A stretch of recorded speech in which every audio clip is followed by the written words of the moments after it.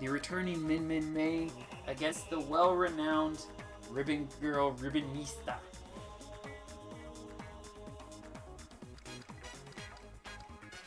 Just getting through our stage bands, and we should be just about set. I believe I will be your entertainer and a temporary tournament organizer for this event. I hope everybody here in the viewing land of viewers who watch the things that view things that are spectatable like this are having a good time. And I hope you will have an even better time as we commence the first of our bouts. As we begin in Temple Grounds. When both players are ready, we can commence.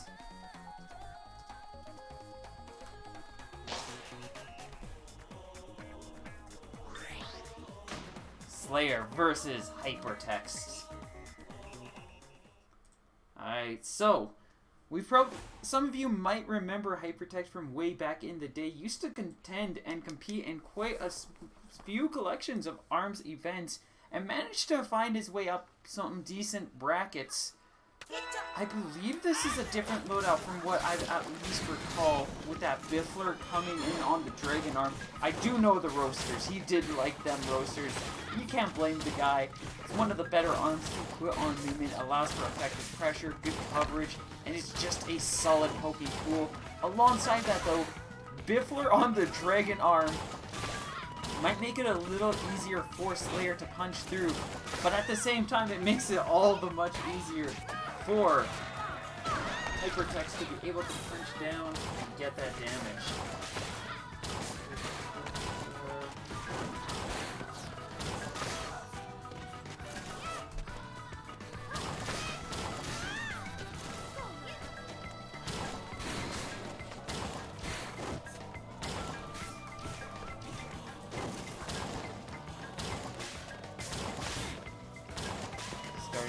This round. This is some impressive pressure coming in from Hypertext, securing a very, very confident lead.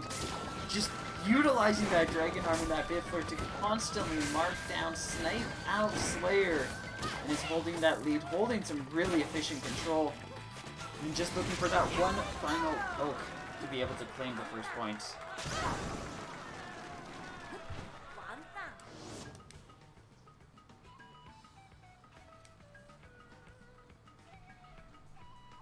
Heading into the next round. I like this pick. Going double buff, this is going to make it a lot easier to box. It's going to make it a lot easier to overpower that Biffler. It's going to give Slayer a pretty solid rush as well. But when they're disarmed, that rush cannot come into play. Hypertext getting a solid 285 damage and securing that lead. Slayer now looking to find a way in, to start getting some pressure response play, trying to look for a nice chance to poke, and an excellent grab will secure some ground, give them a little bit more space, and take away that Dragon Arm. Hypertext trying to generate another rush. If he can get one to trade out, we'll have another chance, or not trade, land.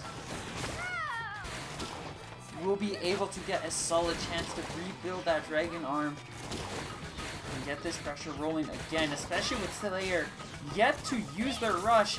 There's a nice chance though. Just as Hypertext gets his, it's 275 damage. Slayer now looking to try to just keep this pace, holding this lead until the last 30 seconds have passed. Nice, safe movement. Hyper going in for so many grabs, and Slayer just like, nah, brah. I have punchy gloves. I'm gonna punch them down.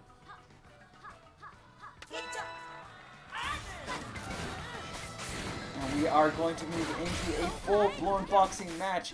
Hypertext switching over to double roasters. Slayer going in with the buffs, and we are returning straight back to the homeland meta ground. Glove versus glove. Punch versus punch.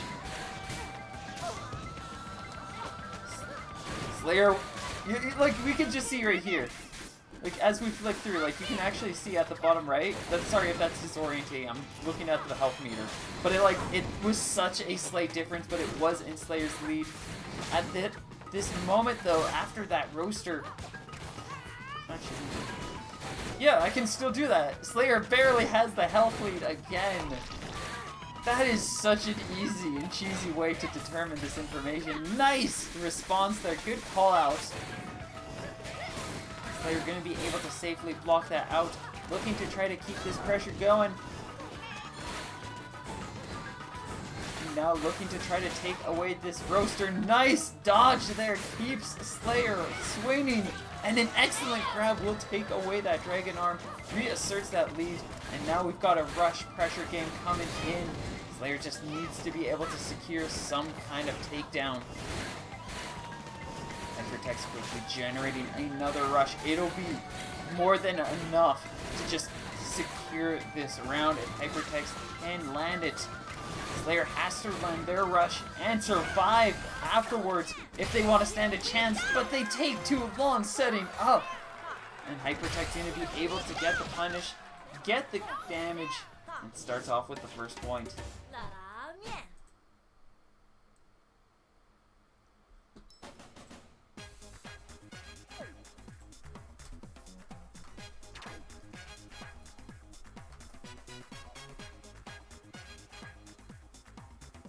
Really nice plays from both players. Unfortunately for Slayer, just could not keep things going.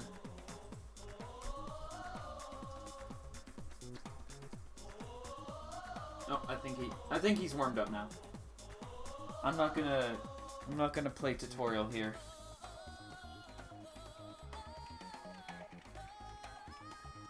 Oh, he does.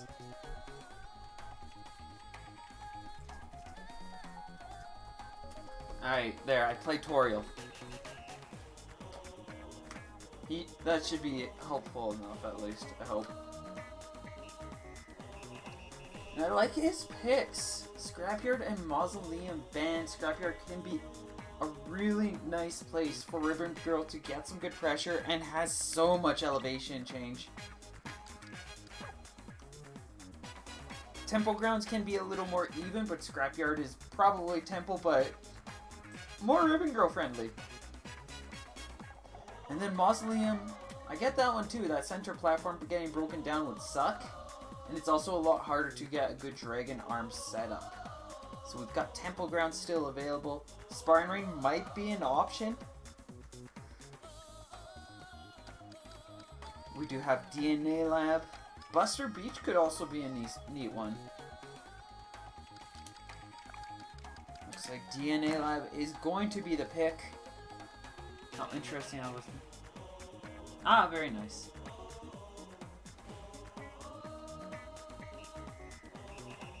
With that, we are all set. Curious to see if Slayer's going to be coming in with a couple of counter picks. Maybe we've got the Toasters coming in instead of the Buffs. I like their arms overall, though. Yep, we got the Buffs put away for some solid Toasters. Those fiery arms will be guaranteed knockdowns. Hypertext switching over to the Slamamander to respond to DNA Lab. And we've got double Scully coming in from Slayer to start things off instead. Focusing on a dodge style, a dodge build safely. The goal is to safely maneuver around all of Hypertext attacks and just secure little snarky little safe pokes with the Scullies. Unfortunately, that's really not looking to be the case, as Hypertext starting off with a very, very solid lead, getting several charged blows and knocking Slayer just above critical. A good rush from Hypertext could take Slayer out already.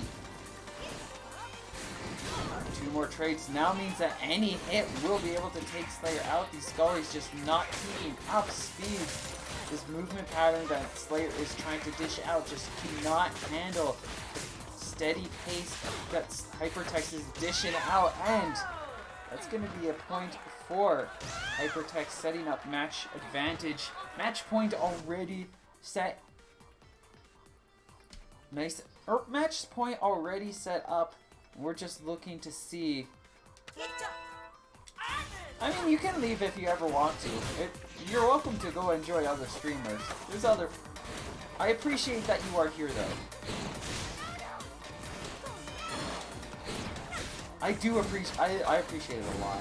It's very nice. Thank you.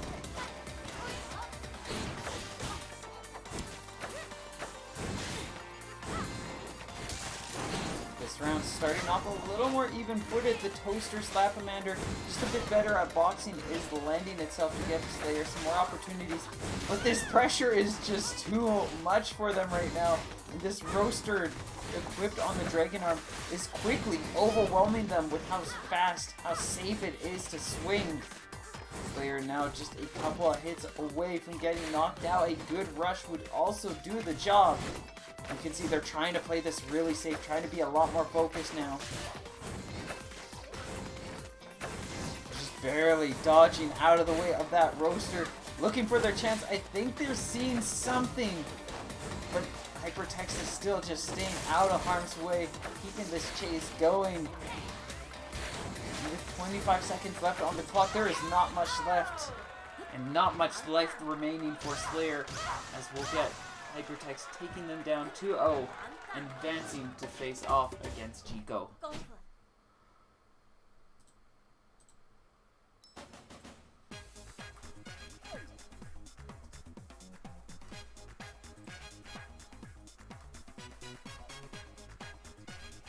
And with that, we're going to set up our next poll. Because we've got plenty of other really exciting matches coming right up. Uran was able to take Flesh Eater down 2-0, advancing to awaiting a match against Luna. Mario taking Jelly Pop down 2-0 and is set in position to face off against Bunny Champ. What belt do we want to see go on stream? Luna Gabs versus Uran would be /vote 3. Treebird versus False King would be /vote 2, and Bunny Champ versus Mario would be /vote 1. This bracket is tough for mid-level players. A lot of ARMS brackets are tough for mid-level players. The scene could do well with, like, a decent chunk, like a chunk of like 5 more people in each bracket would make it a lot more well-rounded. Because we start off and there's already like meaty matches going on. I mean, I can say we would do better with more players, but it's like the best way for that to happen is just...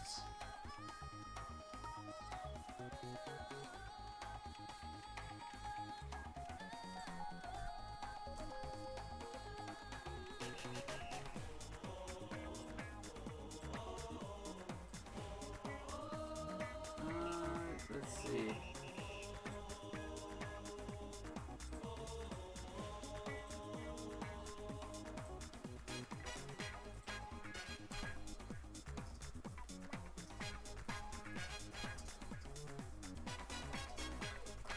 Everybody wants one specific match.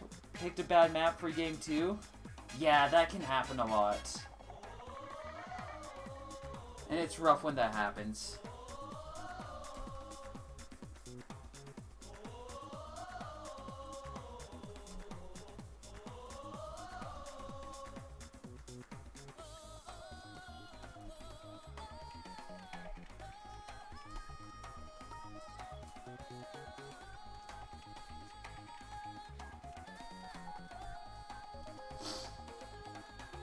Yes. Yes, Jelly Pop. Garbanzo, indeed. Yes.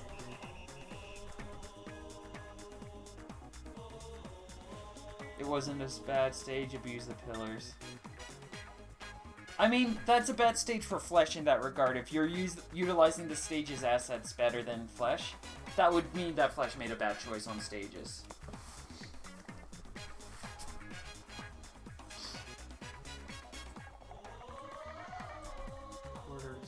Yeah, okay.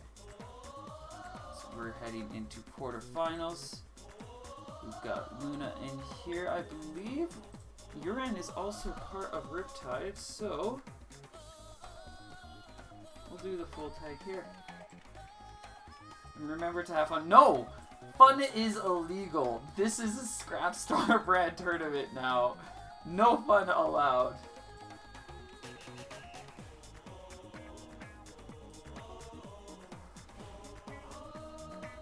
So you need to win.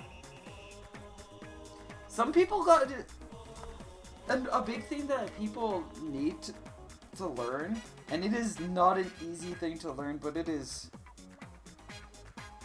For a healthy competitive scene, you need people who are comfortable and willing to go 0-2 just to play the game. Like, it sucks when you realize you're in the position and you're the person who's supposed to go 0-2, but it's like, or you're likely to, but in every bracket somebody's going to. It's been me in a lot of cases. Especially in games like Pokken or Guilty Gear, where I am not the experienced player, even by a long shot.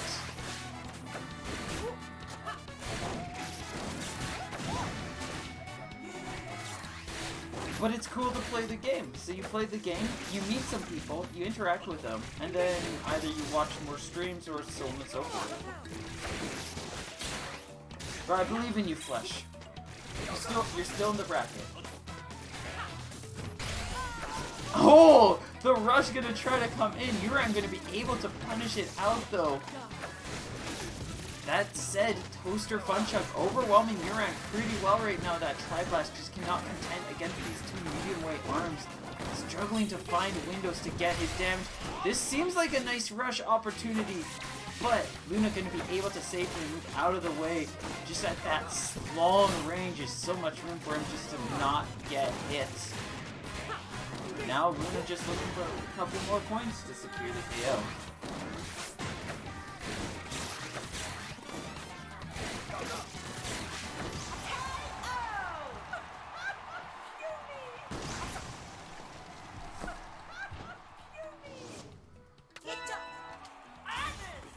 Coming into this next round, this is a nice pick. I like this. Buff will help him box things out a little bit better. It's going to be a lot safer, much more effective at contending, and it does allow him to start off with a light amount of damage. And we're going to be able to build up a lead once again, quickly generating yet another rush, and just looking for a chance to continue to deepen this lead. Out comes the widest of grabs! It's easy to forget that some players have the blessing of motion controls and have learned how to wield it. Uran being one of those players managed to get a nice 150, but unfortunately he still hasn't used that rush yet, and now he might not be in a good position to throw it out. Luna is going to be able to secure this point.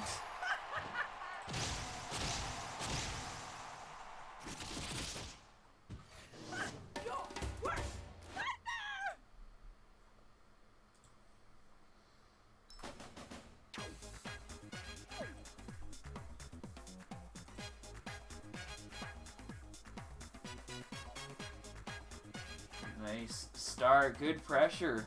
That was Coil win. That was very much a Coil win. Uran held his own pretty well though.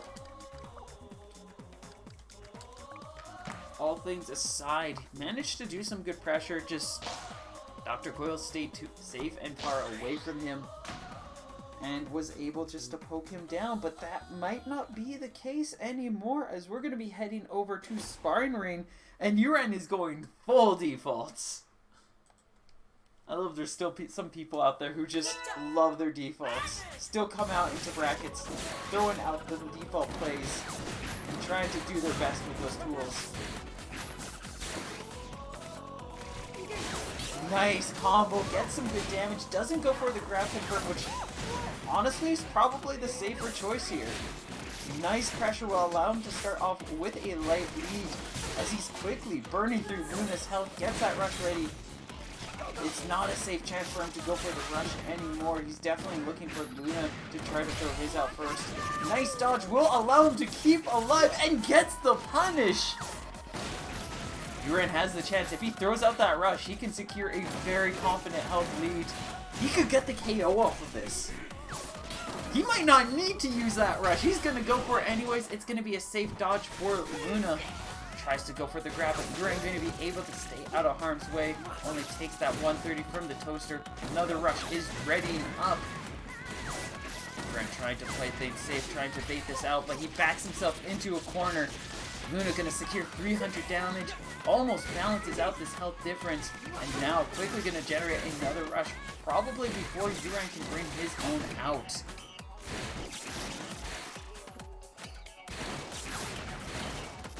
Seconds left on the clock. Yuren just barely holding onto a health lead, just slightly ahead. Now he's in deficit and Luna has the rush. Gonna play things safe, gonna try to just make sure he can take Yuren out with his attacks. Out comes this rush. That will be enough! Yuren gonna be able to claim the first point. Oh! Flesh, I'm very sorry.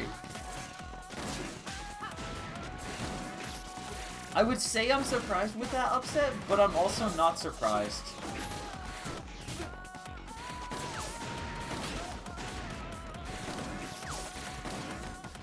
Out comes the rush. Nice dodge. Excellent punish.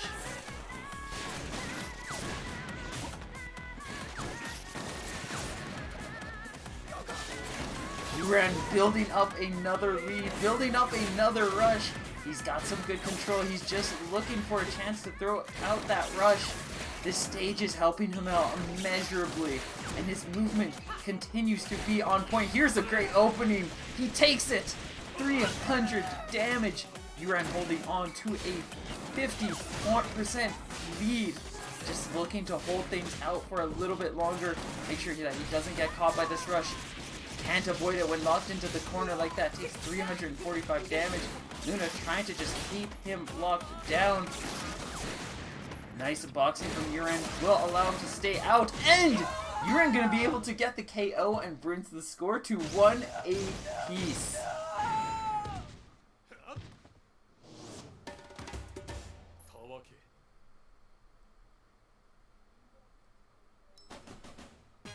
Score is now tied. Whoever takes this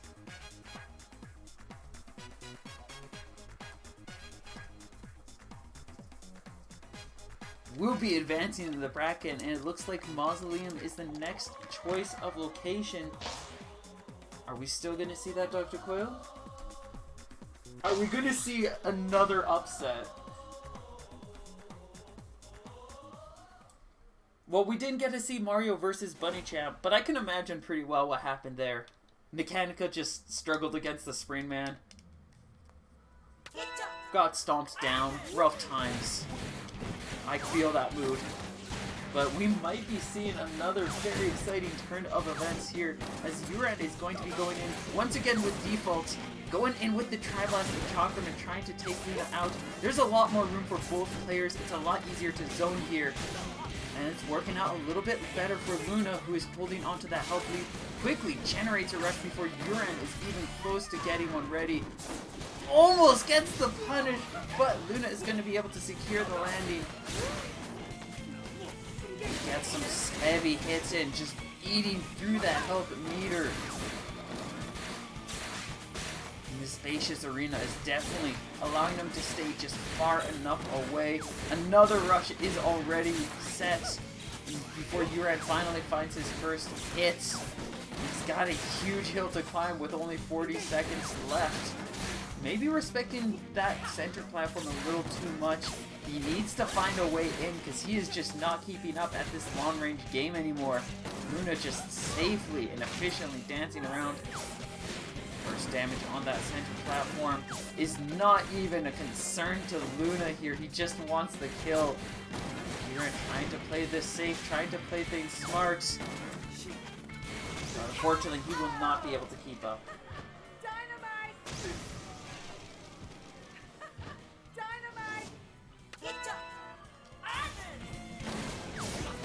opening from the 2. It's going to be the Toaster setting up a lead for Luna.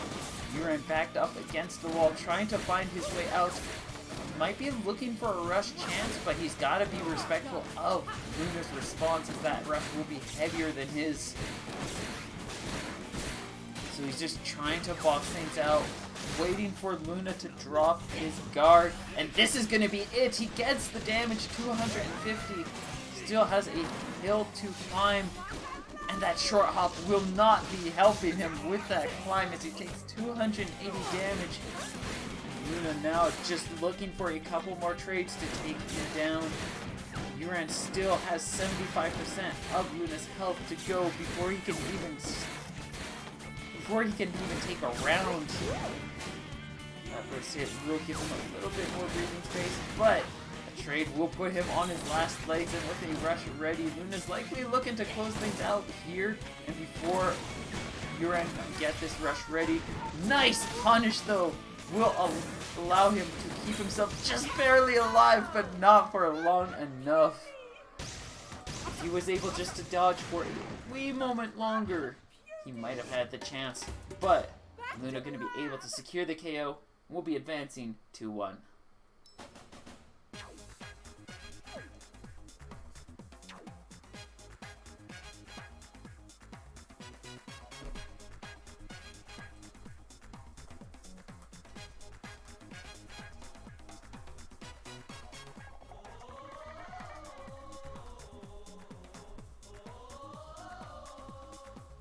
With that, a very exciting and fast-paced match comes to a close.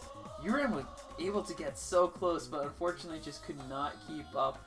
That would have been another incredible reset, or upset, if he was able to pull that off, but alas for him. Spider-Man was an excellent pick. And then Mausoleum just a little too spacious. And once he started to warm up to what he was doing, it was just too little too late.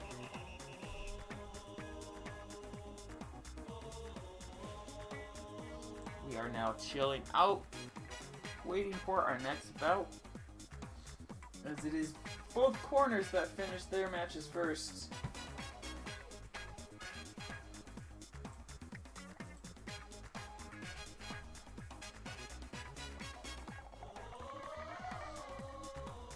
So now we've got Jico and Hypertext currently locked into a pretty heated duel.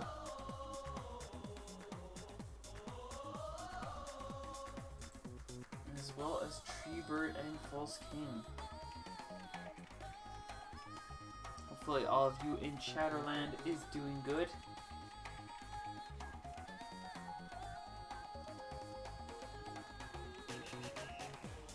Let's see, how's the bad bouts going?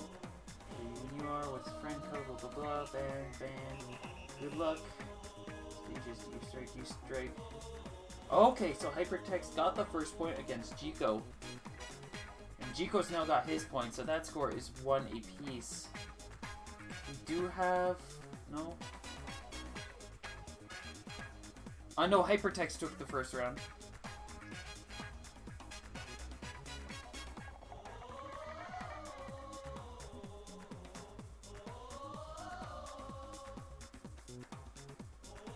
Makes a reference, gets the...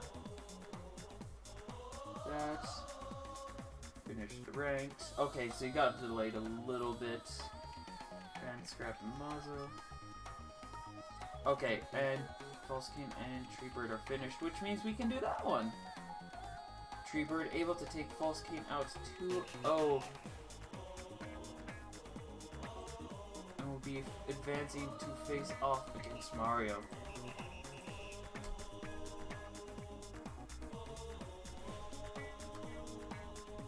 What's the code? This. Min and Lola on Biodosh. That sounds interesting. That sounds like a really good stage for the Min. Let's see, how many consistent picks? Round 1 was very consistent. Round 2 is like... it's a decent collection of upsets. You learned? That's good. I hope you... it can be a really tough matchup. I do appreciate you joining though, Flesh. And if you are interested, any players that are also knocked out in the bracket, I do invite all of you, go ahead and make a lobby, play with each other, chat it up, communicate, interact. Still want to play the game? Well, there's not setups over to your left. We are on the beautiful world of online. Ram can work against mech, but it's also not safe at the same time. Slap Toaster worked the best? Yeah! Yeah, I don't like that loadout. So that's a good pick.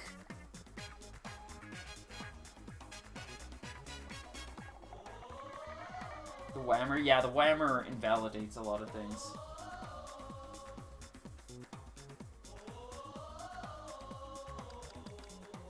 It can actually be a good glove counter too.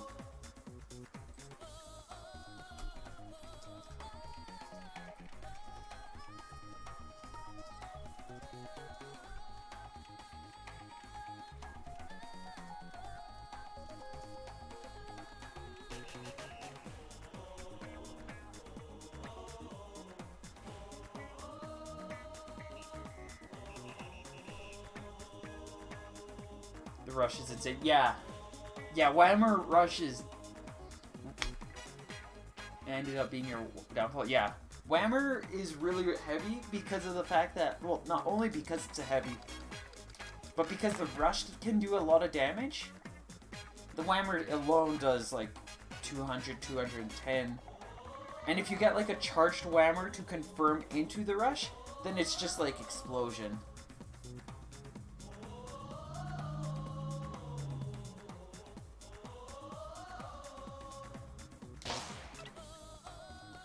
Let's go, Buster.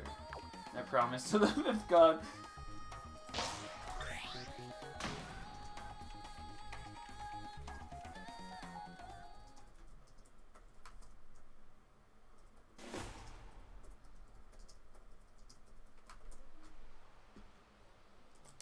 Oh, I need to get names set up.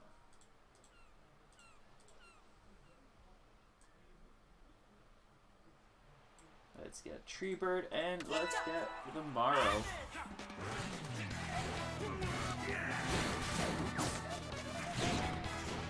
Hell, wait, oh!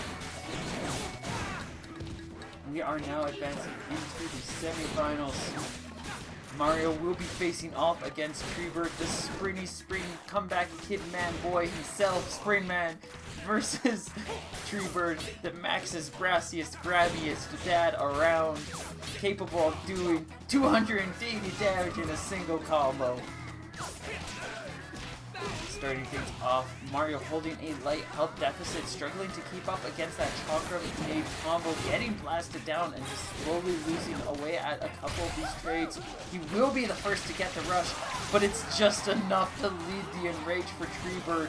Now Mario has to respect permanent armor and a safe combo. Mario gets his enrage as well, but he has at much lower health. He's gonna have a lot less room to work with. Goes for the grab, but he's gonna get punished for it. I feel like that was a perfect moment to go for like a double punch. Like just slightly mistime the Toaster and Slamamander, and that could have been a quick turnaround. But that's not what Mario was looking for, and it's gonna be a quick point for Treebird off of that rush. Switching away from that Toaster. We're going to put it on the Tri-Bolt, which might struggle more at that lower health range. It does mean that he's got his own confirmed, and his rush is going to have some really good coverage too, especially when Tree doesn't have a rush of his own ready. He's going to lock him right into that enrage once again. Just permanent armor. That 25% might as well be 50 with what Mario has equipped. Which means that we are tied even, and Treebird, technically speaking, in the lead unless Mario can land a grab. There's a good couple of hits. There's the grab, and he gets the KO. Mario just barely coming out of that one.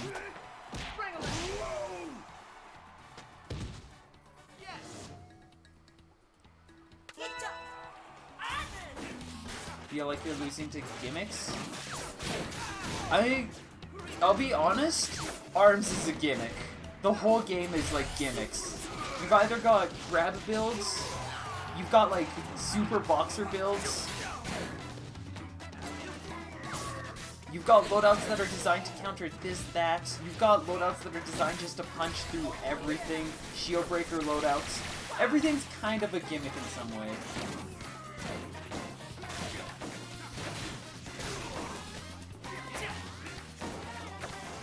Like this, like it might not be the case in other games or something, I don't know, but it definitely feels like everything's pretty solid in this game because it's all kind of like,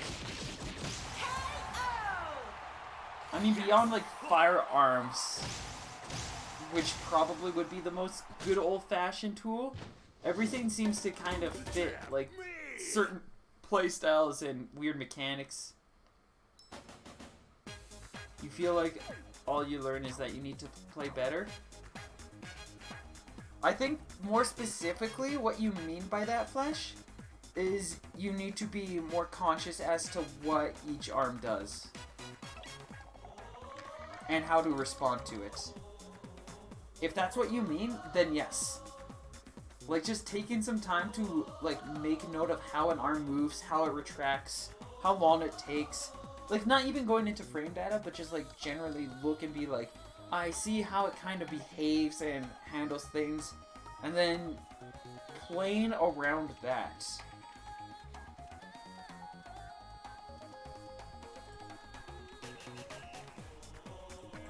And I'm just...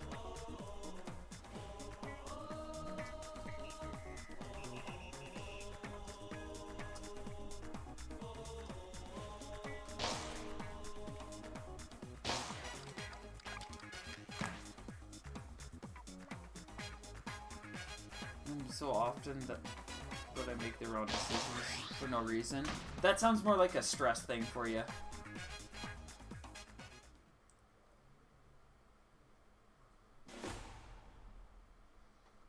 Where it's just you get a little too worked up. A little too carried away with things. In which case then it's just like keeping a cool head during like really stressful times.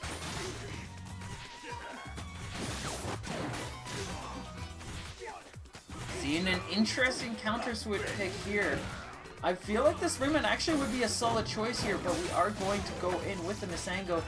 Definitely a good pick as well because he's got that armor now. While he lacks the deflect, armor can lead into a lot of great opportunities, and that pillar can help make it a little bit easier for him to contend. Being locked into a corner like this, Blue Mask will allow him for a little bit of movement. But again, it's that huge chunky bar of health. He does have a rush ready if he gets a good read, if he sees a nice moment. But he whiffs it as he lands right on that nade. And Tree, again, just doing Tree stuff. Sees a nice rush chance. The pillar will protect him from a heavy amount of damage and manages to permit him a recovery as well. Trying to just desperately find a way through. But it's going to cost him as he falls into critical. Last hit for Mario. Tree cannot take a hit himself. And Mario will be able to claim the point by Magic Pixel.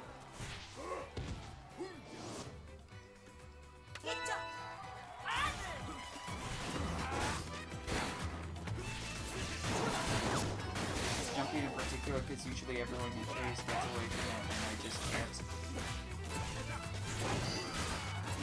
There's a lot of like... I learned how to punish other people for jumping long before I learned how to jump myself. You notice, like, when I play, like, even still to this day, like, I can take on a lot of top players, and I never jump. There's a lot of cases where I do now, but it used to be that I was never. Mario needs to respect the fact that Tree has deflect and he's buffed, because he's just losing his health because he's just desperately trying to pitch for something like this.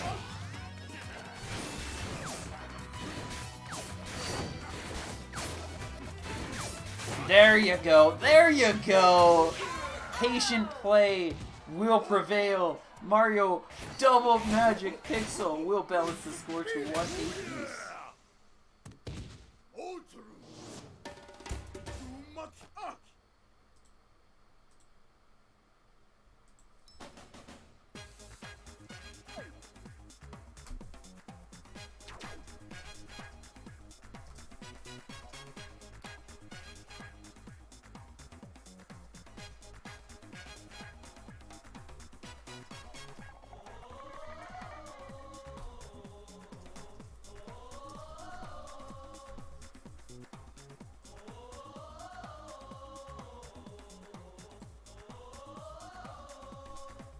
Alright, we got Mausoleum and Sparring closed down.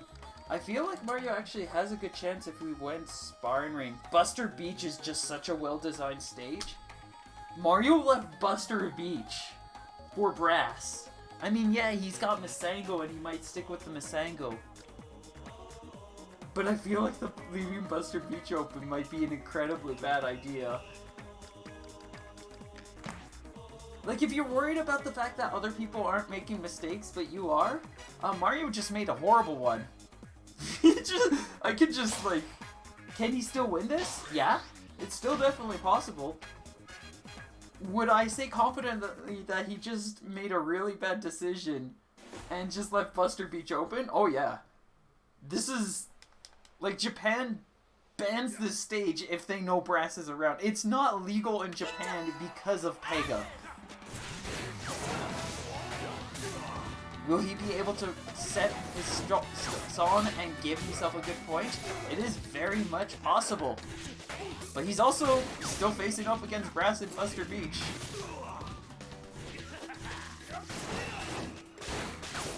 Good. Chakram stun. He's fishing for another one, and that's going to set Tree in the lead.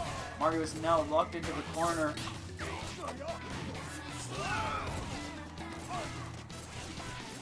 I mean, Tree only needs one good buff up, and look, Mario's right down at critical. He's got that rush armor.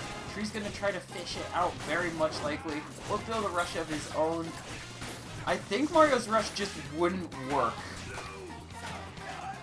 We are gonna be just above critical. That's gonna be a safe block. Mario putting himself in a very, very risky position here. He gets the disarm. He needs to get a KO from this. He doesn't. Again, Magic Pixel. This is his chance. He's gonna walk away with another Magic Pixel!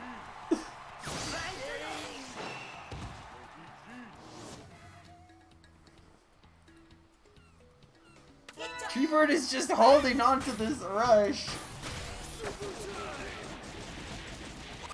Mario constantly, he is the comeback kid. He's just making it barely by in every single case. Nice patient play, trying to wait things out. He is still locked into a corner. The Tree is just looking for a way in. Finally, nice popper will give him some room. He's looking specifically for the red mask here. Can't blame him. It is really good.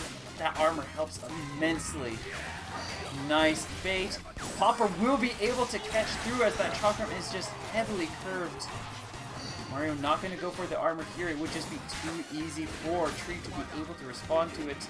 Here's the stun. Here's a grab. Mario again just above Magic Pixel. That Pixel will not be able to save him this time, as he did not have true Magic Pixel, so Tree gets the kill. That's the rule of the game. If Mario wants to win, he has to get exact Magic Pixel. Nice block. We'll be able to start things off. Just some light chip damage. Tree does lose Rush in that exchange as well, but he's going to quickly try to generate it once again, utilizing a very strong Rush build for Brass. It has a lot of coverage and a lot of great pressure options. Easily baited out. That's going to be a lot of shield pressure. He gets the disarm, tries to go for the grab. It is going to work out, and he gets 150 damage. Tree trying to close in the distance. A nice patient play from Mario is keeping him swinging. Gets the Tree just above critical. He's trying to just stall things out. You see him fully aware of this rush. 310 damage sets Treebird just at deficit, but a grab will balance out that health. Mario just at 250 health. He cannot take much more. He's got that rush ready. He puts that yellow mask on. He's gonna try to bait something out. Tree is just trying to force something out, but he weakens his shield too much, and Mario will be able to walk away. Tree, just terrified of all that pressure, could not keep up with Mario. And it's gonna give Mario the win.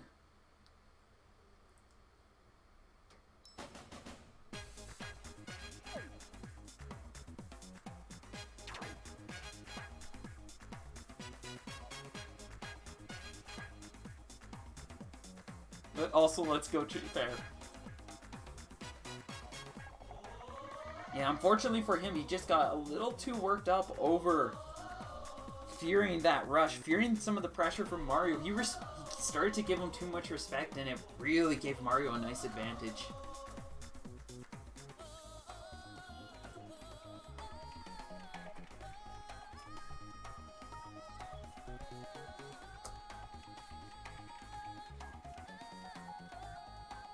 Alright, let us head into the next semi-final bout.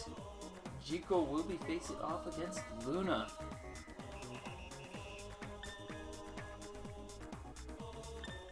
Just a reminder for all our lovely O2 friends, much love to those who competed and unfortunately could not advance in bracket.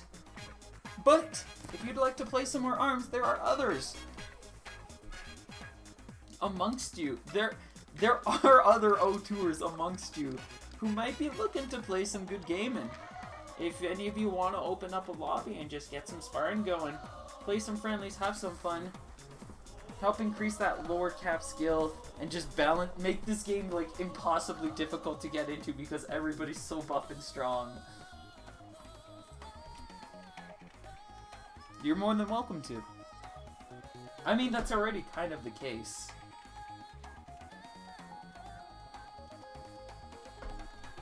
Like, returning players are incredibly, very tough and scary. Because it's very quick and easy to warm up to this game. And then, yeah, everybody else is just slowly leveling up on their own as well. Let's get him set up and ready.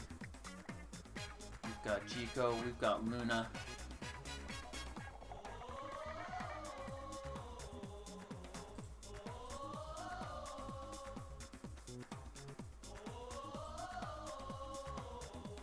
Just waiting for our pick of stages.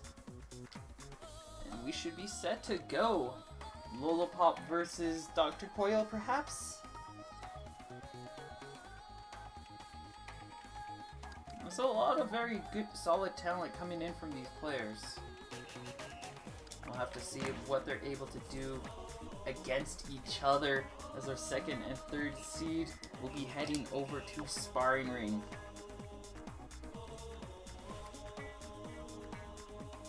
Just an update on the comeback bracket. False King currently duking it out with Bunny Champ.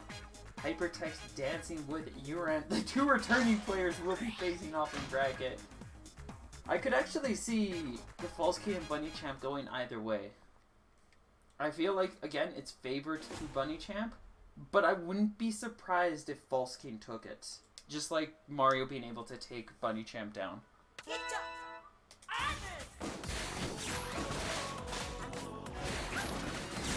And it does look like we've got the Dr. Quill stepping in for Luna. Jico sticking with the Lollipop, definitely not anticipating seeing a Coil step into the ring. That said, Sparring Ring's probably one of the better stages to take Dr. Coil for most players. And we're seeing some good results right here as Jico holding on about even with Luna. Rush is ready for to be thrown out. Nice bait with that short hop. He will get his shield breaking to 65 on top of the just chunks and chunks of damage that he sustained. But he will be able to respond. A full 295 will be able to set him up in a clean position to get the KO.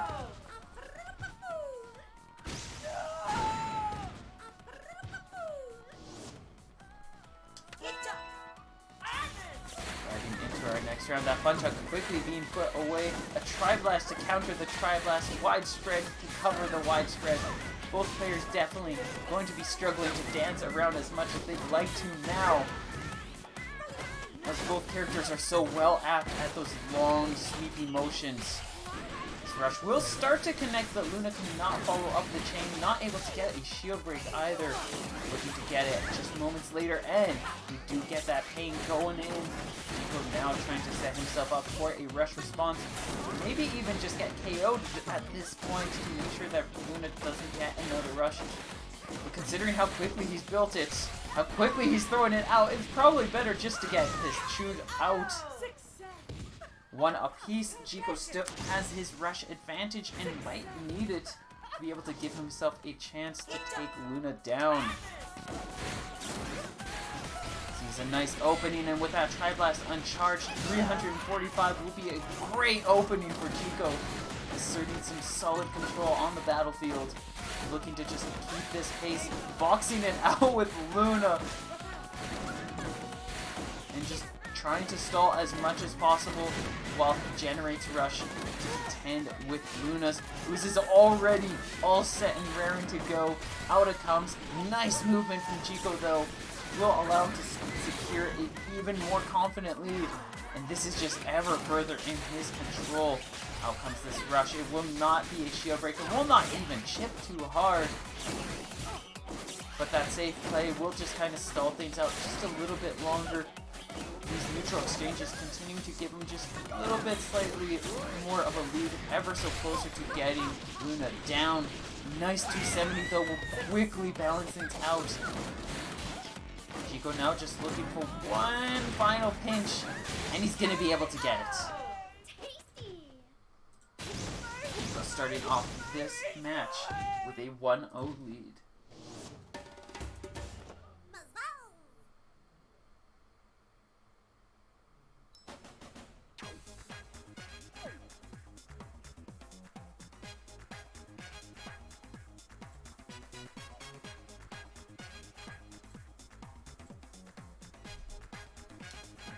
How are things going?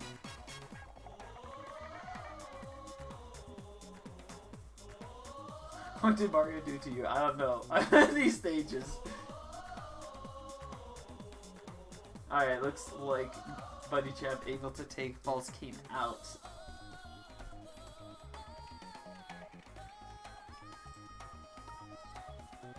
Mausoleum will be the next pick.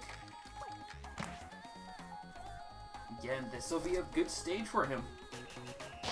Probably a lot more spacious, a lot more efficient in his movement. He doesn't have to worry about Chico cornering him down at any point. Granted, he's going to have a much harder time catching the sneaky clown.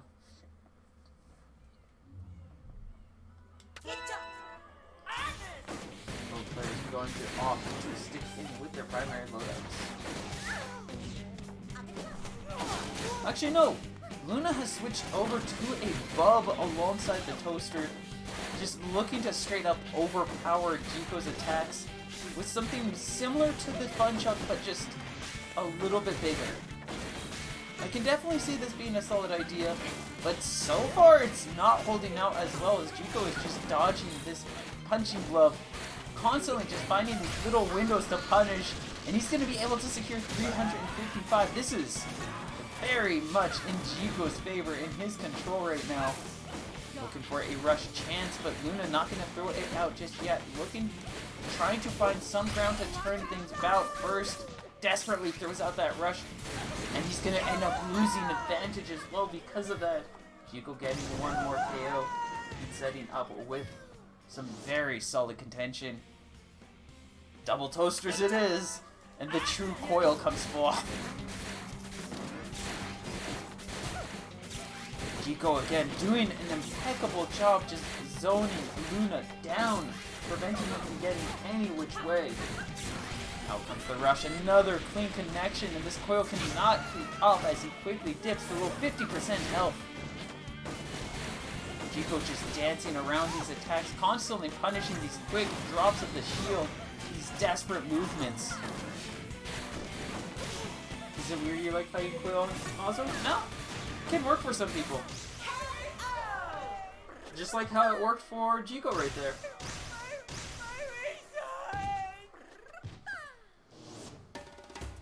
Who will be advancing to winter finals to dance with Mario. Oh, Mario. Good luck. I mean, granted, Mario's been on fire today, as he's not only taken out Treebird, he took out Bunny Champ as well. The dude is feeling it.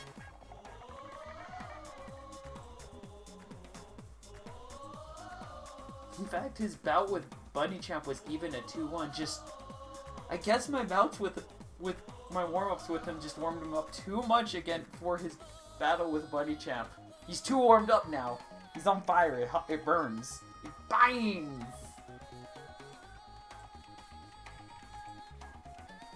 How's the bi-weekly going? Oh! They're slowly progressing towards me.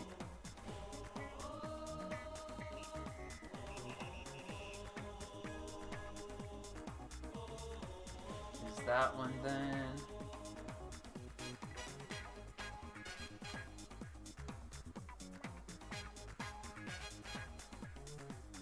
A lot of brackets starting to get cleaned up, but the comeback bracket is still like long in the running for WAP.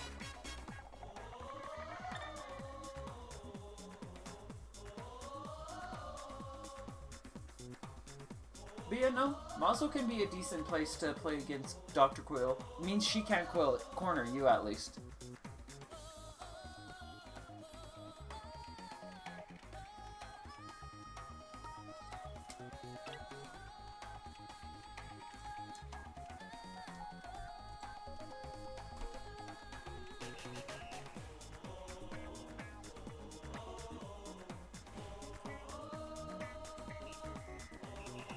Alright, and we are now here in a very, very exciting position, especially for Mario, who has found his way to the winners finals. Currently holding on to some pretty good results.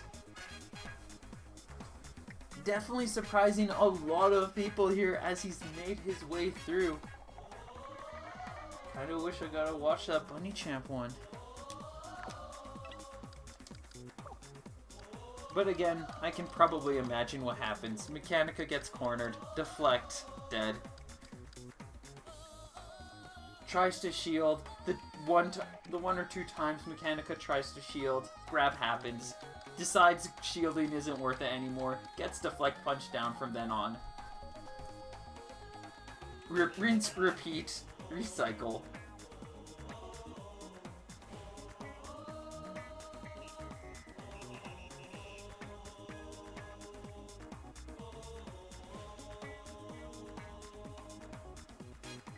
So we've got the comeback kid finding his way through all the way up to this point.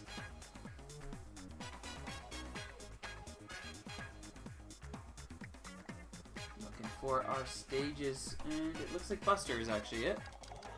So we are all set, ready, and raring to go. And these players can dive in and begin our next dance. I could have done Luna. Oh no, Luna just moved down. Oh, it looks like Treebird was able to take Urine out. We'll be facing off against Treebird. Or Hypertext took... Yeah, you know what I meant. Jico will be now facing off against Mario, who is sticking with this Masango here to start things off. Likely looking for either that movement or armor to give himself some nice coverage, some good advantage. I actually be choosing often to stick with middle ground and just utilize that pillar because he's getting some good starts. We do see that red mask finally come on, but it also slows him down more than enough for Jico to get a freeze, some additional damage, but not enough to secure a confident lead.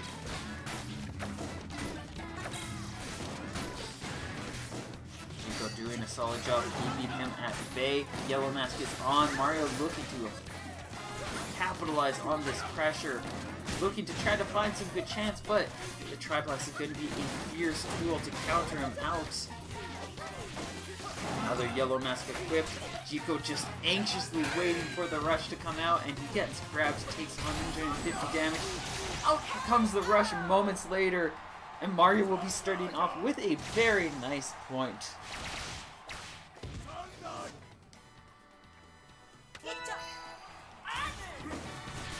Quickly starting on, Mario is just rush happy here as he tries to generate a little bit of rush before putting that mask away. Ends up getting knocked down and punished for the effort, but he gets that rush regardless. Nice response with Mario locked into that corner. There was little he could do, and he's going to take a point of damage for every day of the year. Jiko holding onto this round much more confidently. Just holding a lot more control and just burning away at Mario's health. Nice grab will give Mario a little bit more ground, some more tempo, and a chance to try to turn things around, especially with this rush coming in at the ready. Forces and feels forced to throw out that rush to stay alive. He does get 75 off and a blue mask to equip. Grab going to be cleanly picked down. Mario now. Magic Pixel, this is the time.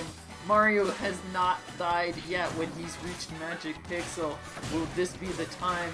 Will he survive? Jiko trying to play things safe. 25 seconds left on the clock. He could easily just go for the timeout, but he destroys that indomitable spirit. 1 apiece is the score, with both players just about ready on rush. Just now looking for an opportunity to swing it out. Mario equips that armor, looking for some little additional protection to help him get this chase going, to make sure that Jiko has to stay back healed. Nice rush will not be able to connect, just a painful amount of chip damage, and 180 damage of a grab will come in response. Mario now looking to try to push once again, find his chance for a rush. Both players constantly trading, Mario coming out on top, compliments of that armor. This is his chance. He is going to be able to secure 155. Not too much, but enough to allow him to just deepen this lead, build a little bit more control against Jiko. Almost has his own rush ready to respond. Mario is eating through this health meter. That armor has made some serious work.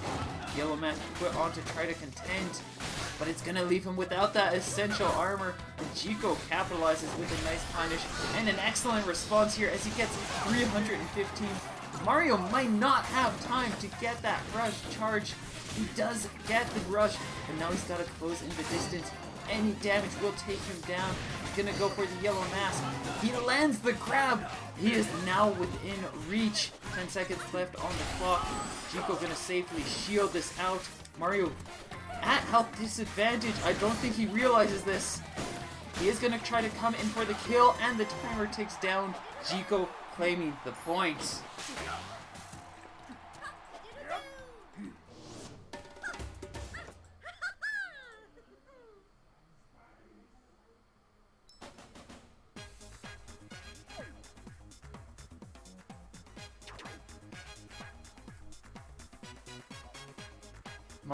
Mario unfortunately just backing up at that last moment gave Jiko enough time to be able to stay out of harm's way, and is that...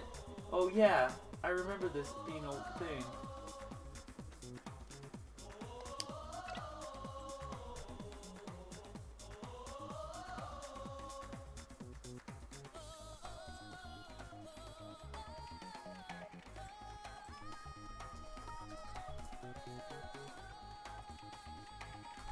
Alright, looks like we're going to Temple Grounds next, the Yemple Remple.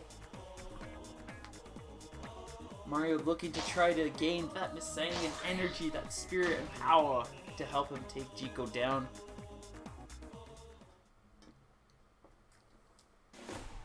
This is just another way to say Buster Beach, though. Which, granted, that one was very close. Big difference here being the fact that this is a much more symmetrical stage. It's much more well-rounded. And while you have a lot of that corner and pressure, you've got some good opportunities for height advantage. You've also got pillars instead of that bumper, which means that you have a little bit more coverage to be able to dance around. Mario starting off with the high ground. Chico more than content to stay on the low ground there. Gets a couple of nice trades and is going to be able to secure a hearty lead as he advances to the high ground. Launches Mario back into the ditch.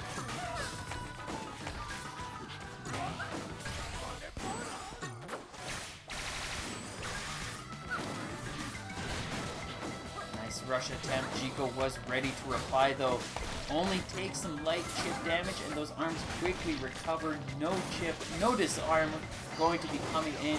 Nice response to that grab attempt, but it is going to be a safe bait from Mario, who is now looking to try to set some tempo in his favor.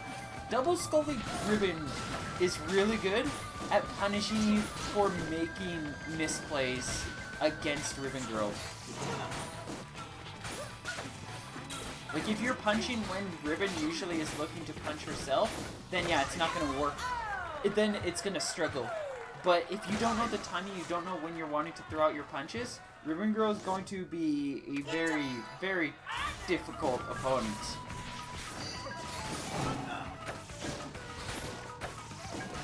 Tribal Ice Dragon? Yeah, that's... Use your Biffler. It'll help you a lot more against Ribbon. You've got a really good Biffler. I feel like you should spend more time like figuring it out. And just use it more on like, in general. But then they went Toaster Slap. It can still work in that context. It's just, at the same time, it's still a little harder. That's fair though. Mario starting off this round really well, holding onto a quick lead and just keeping up this pace. 180 grab, just keeps building up this damage. Something you can make note of too, if you can always have the Hydra as an extra pick. Why did you do that?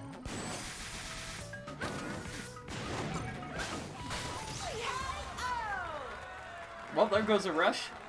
Mario balances the score 1 apiece regardless. Use Hydra against heavies. It has its place against non-heavies as well. It's a lot harder for opponents to punch down than the Biffler. As much faster as the Biffler is.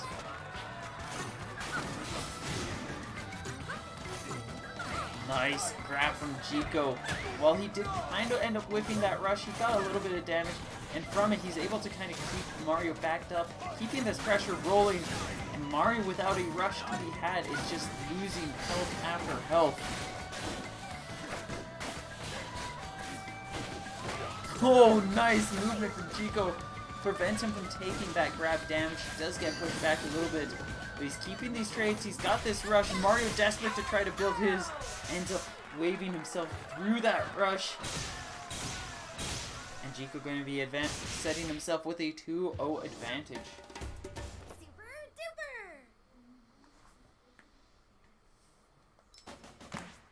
duper!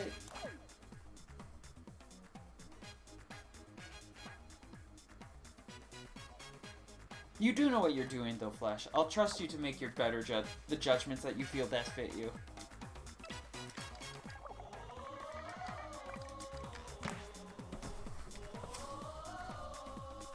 But coming in with a loadout that had both available could lead into some nice flexibility options.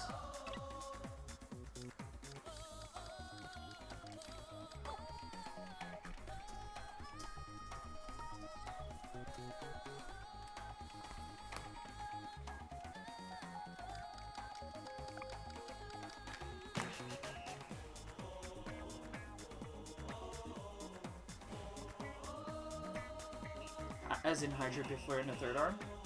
Yeah. If you go that way, you're building a similar loadout to Twins. But Twins' loadout is really good. So that's not a bad thing. Try things out, see how it feels. If it doesn't feel good, and you don't feel like you're really in a place where you want to learn how to make that work, just move on. It works well enough just to switch to every now and then based on what you know of your opponents.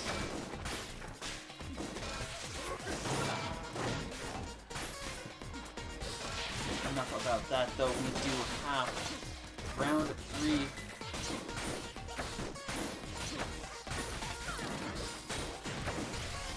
And quite the round 3 it is. As Mario trying to charge in with this Masango, continuing to abuse this armor.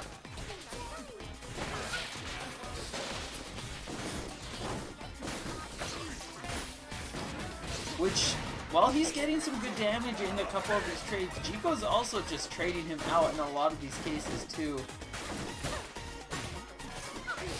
Out comes this rush. Jiko tries to punish, he doesn't connect, but he still has enough time to recover, punish Mario out, and that jump punish will just have so much landing, like it takes ages for him to get back on the ground. The armor will give him a bit better girth and allows him to survive that one chip hit, but Magic Pixel will not keep him rolling this time. Mario getting punished down and Jiko now sitting on match point.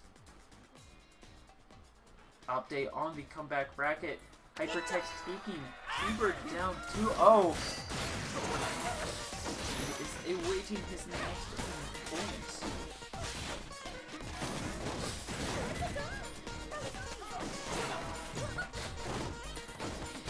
I'll just get that one and put it on hold.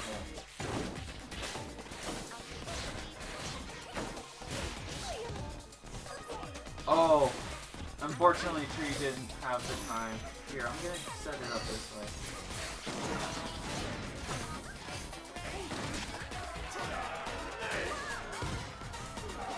Same result, but it's a little bit more balanced in what the information is actually going on.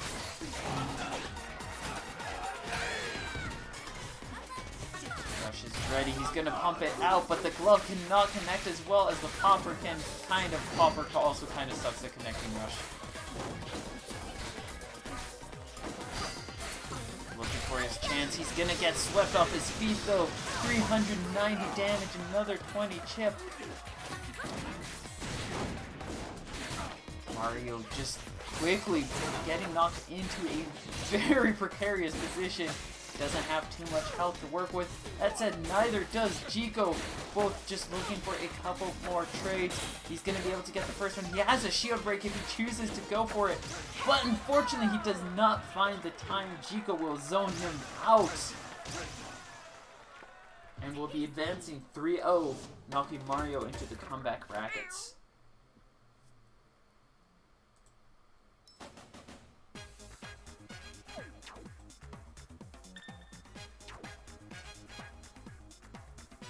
Update on the other side, we just finished it in time. Luna was able to take Bunny Champ down 2-0.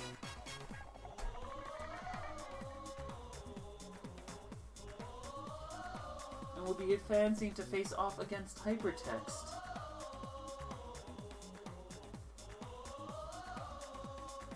Have all matches not been rematches?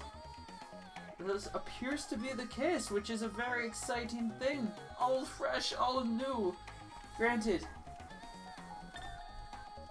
both of these players are looking for their chance to get some revenge on Jiko. They'll have to take each other out first and then take Mario down next to get that opportunity though.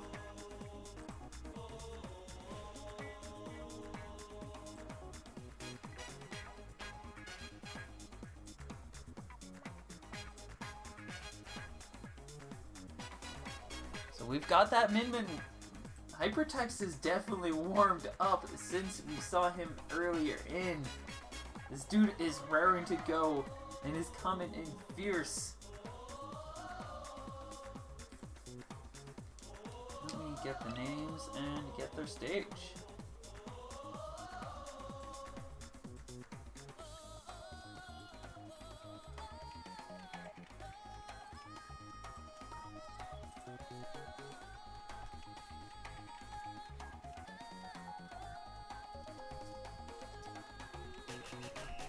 Oh, there he is.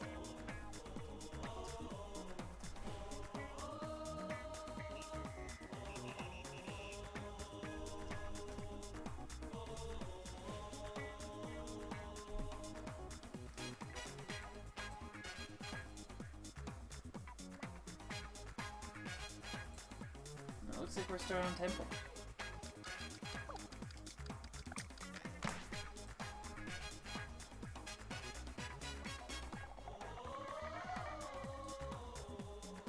Oh. Oh my, I love these.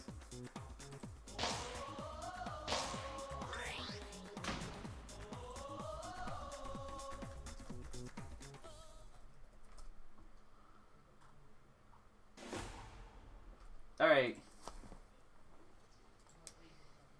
Just a reminder for everybody who might not be in the know, Kid Cobra is hot. Thank you for watching. Heading into our comeback semifinal bout, both players choosing to go in min-min. Now we've got a fiery, roasty match coming in. Hypertext going in, Slap-A-Man Toaster, the classic I don't like you, I'm gonna burn you down combo. And Luna going in with the other classic combo of I'm just gonna punch you with fire.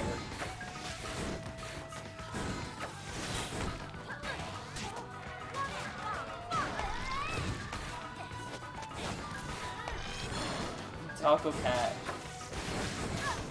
Oh, yeah. They're cool.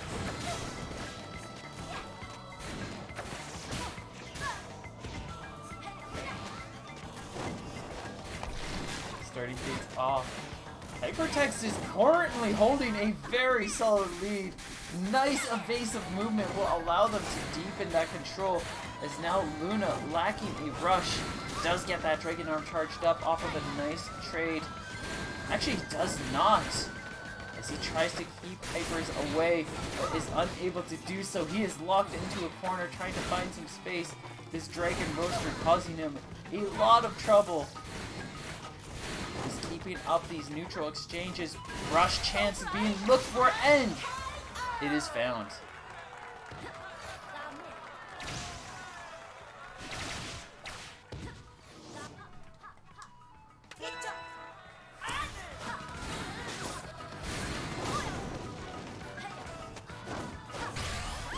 Luna gonna be respawning, switching over from double roaster. He's got a Dragon Arm Chakram in tow. That makes his rushes so much more potent and powerful. And just, this is gonna be some really nice coverage, really nice damage that he's capable of dishing in. And it's a really easy rush generation tool as well. Just keeping your opponent pressured like this, you can see how much Hypertext is struggling to contend against this to find some room. Not being critical. Luna just looking for a chance to get the KO. Likely wanting to hold onto this rush. I would not expect either player to throw it out anytime soon. But we do see a couple of nice trades. Luna trying to play things safe again, but the Dendy grab! And now it might be a different story. Rush could come out from either side. Luna definitely wanting that point, will choose to throw out the rush as that comeback scaring him out of his pants.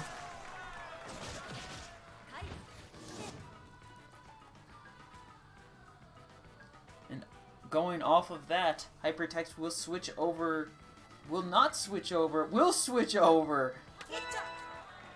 to the double roaster, which should help him try to box out that chakram, make his attacks a little more cleaner and straightforward. And it definitely helps with these grabs, just being a little bit larger, a little bit more in his control.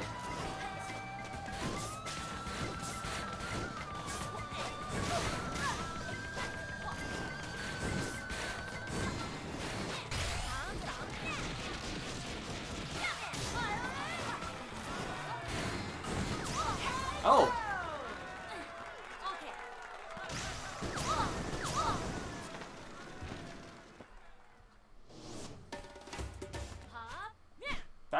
That is a clean first point.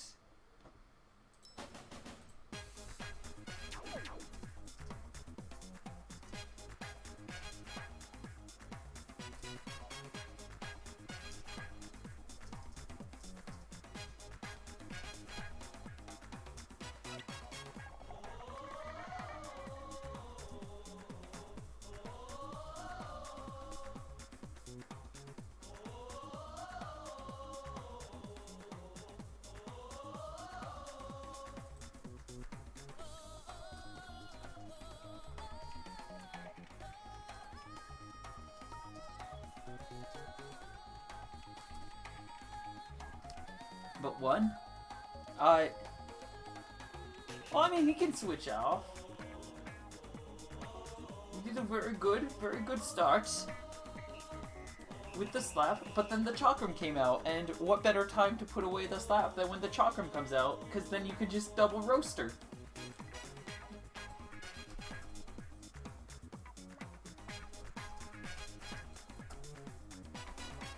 I think I'm gonna set a rule. I might update, like, mine to have more best of fives, depending on player attendance. I think I'm gonna permanently set mine to be like top 4's best of 5 for NA brackets at minimum, because we're just getting lots of people.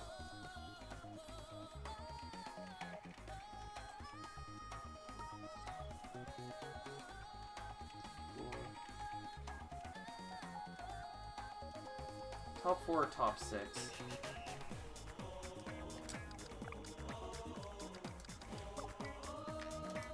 Let's see, what does it require for it to kind of stretch like that? 11. 12 would have been like that. And there'd be 4 there.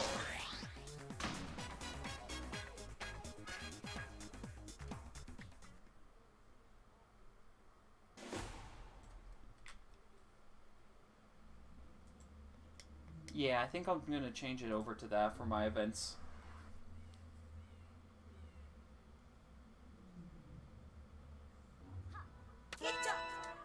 Alright, and it looks like I'm gonna do that right now before I forget.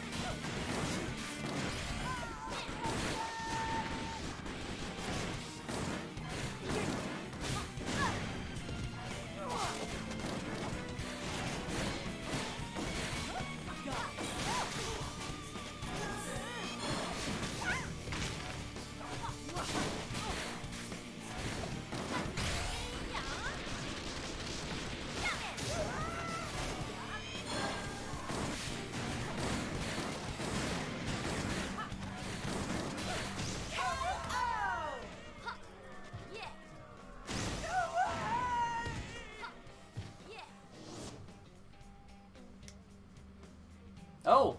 Another point. Dang. Let me see, how many did the last NA Scrap Star have? That voice. Yes.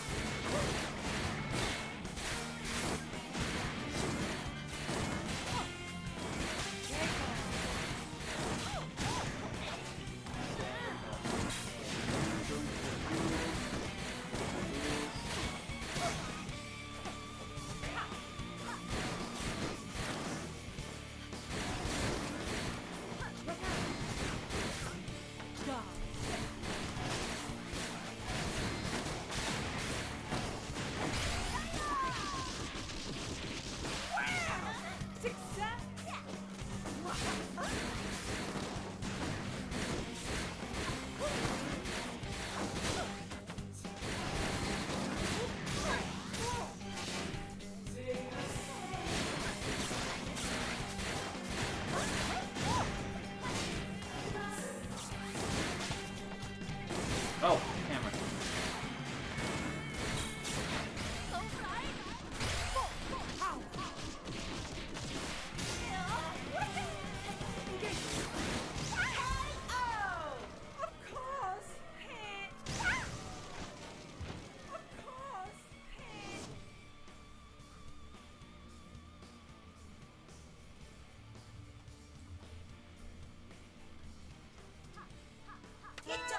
There we go.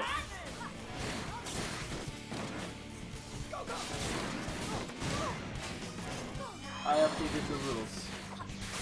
New rule going forward. More longer bracket matches now.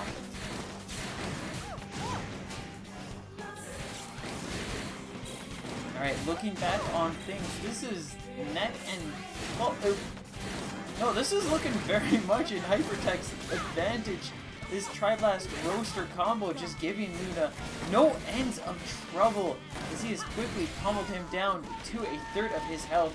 Luna does secure 280 damage with his rush, gives himself a little bit of a chance to start turning tempo around, knocks Hyper 250, but he's going to fall to 25% and now has to risk getting KO'd by a rush from Hypertech if he finds his opportunity. Here's the health lead, just needs to keep things safe. Health lead deepens. A single hit from either player can close things out. I think it's a rush looking for both from either side. Luna's gonna throw his too early, safely blocked. Hypertech sees his chance. His response will not be successful either. Both players weaken shields, weaken face. But Luna will find his way through, and the score is brought to 1-1.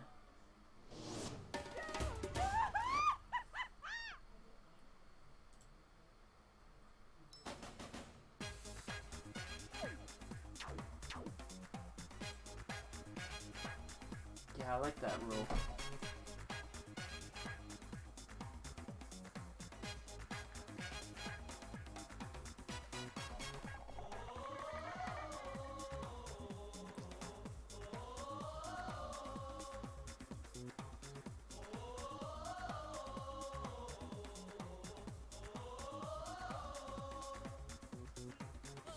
That's very fun.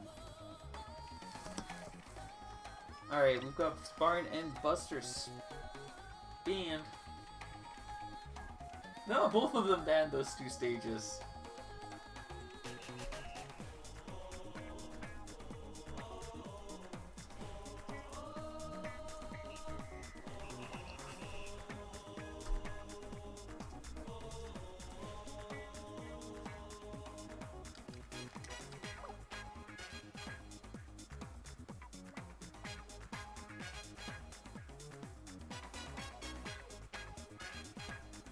Alright, so we're just looking for the last pick. And it looks like it's gonna be DNA Lab.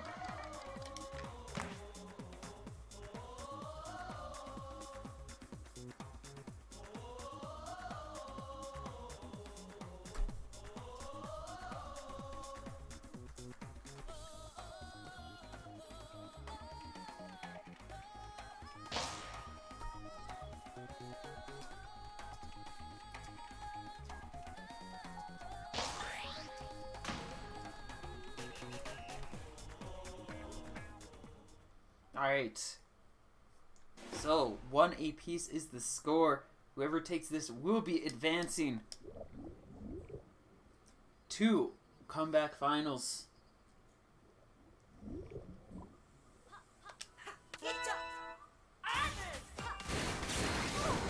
Luna going in with the double toasters in DNA Lab, looking to try to utilize that safe retraction and just good poking at this range in space.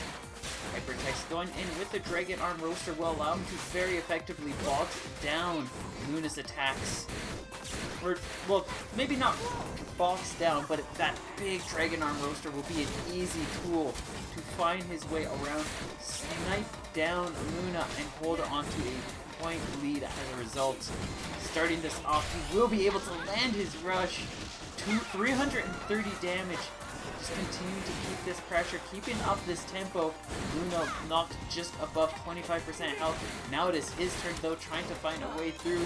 That pillar will give Hypertech clean time to get that Dragon Arm charged up though. Luna desperately looking for a chance, and unfortunately for him will be unable to. Hypertech's going to be able to take him out with some clean roaster boxing and safe zoning.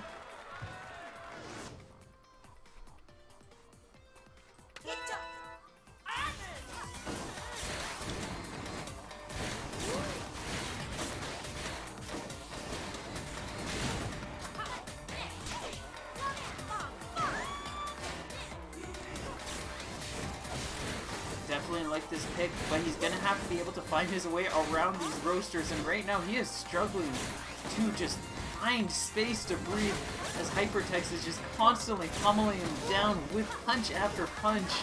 You can see him sweating as he's trying to find just any kind of room to be able to make anything work.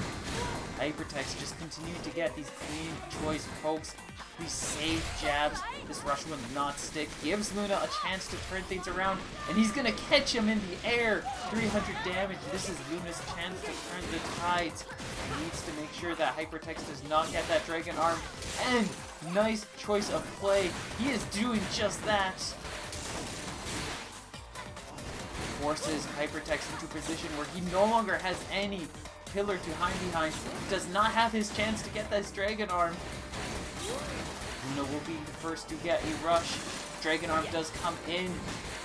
Needs to find his chance to be able to take it away from Hypertext yet again before this rush comes at the ready. He does. Nice grab and takes down the last pillar.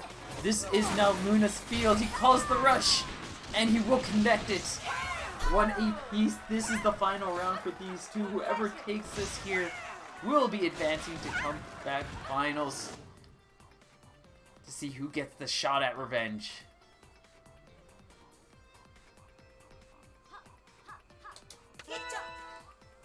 Now this, without any pillars for Hypertext to hide behind, it'll be much more difficult time for him to get that Dragon Arm charged up. Does find the chance beginning though. Gets a nice Dragon Tri-Blast charged up and ready. He's just got these big, beefy wall of explosions just chasing in at Luna time and time again. And now it's even more difficult of a dance for Luna to stay out of the harm's way from. He does find a nice chance to get 155 damage off that rush. He needs to keep this pressure going though, while not risking himself being in a position for Hypertext to get the rush to stick. Here's the setup. He's looking for his chance. He's gonna be able to secure it. 355 damage, gets that Dragon Arm ready. Luna has a rush just at his disposal. He's got the knockdown. This is his chance. This is his opportunity. He gets one more hit, and he gets the blast confirmed, taking Hypertext out 2-1. And will be advancing to face off against Mario. I'm unstoppable.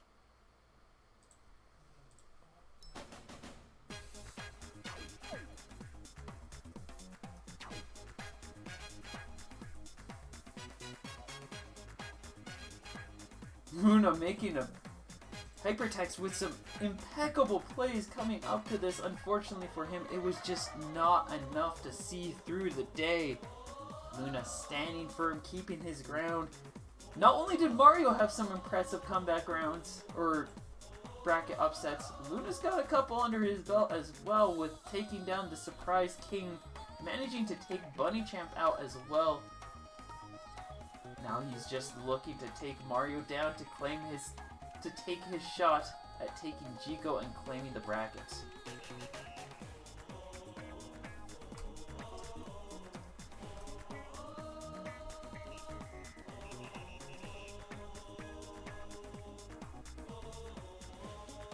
Alright, so Mario's going to take a quick little break, and with that, I think now's a good time for us to take a short breather. So let's play a song from the stream playlist. This playlist is curated by subscribers to the Twitch channel. Many thanks to those who have added in any songs to hear. And we'll see you in just a few moments.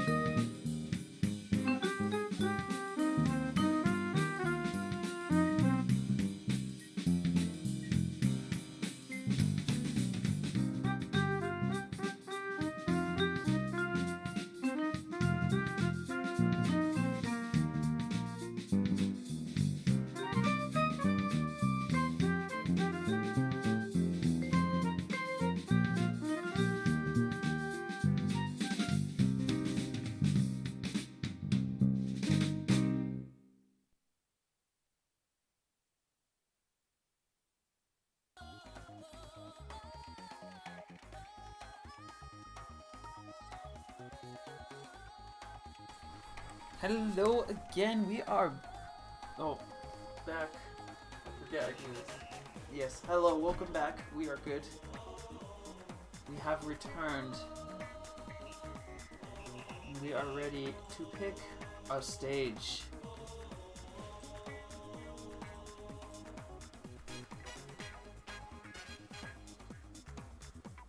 Luna Gabs will be facing off against Mario in the comeback finals.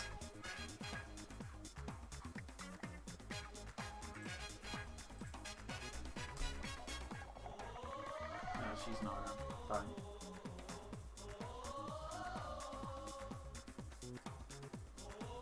And I hope you all enjoyed a nice, peaceful, little chill break as we warmed ourselves up to the top 3 matches.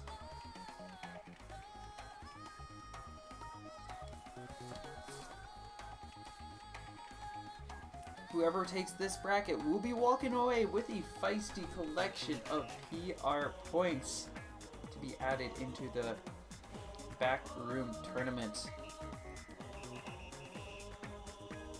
which might hopefully help them make their way into the Invitational.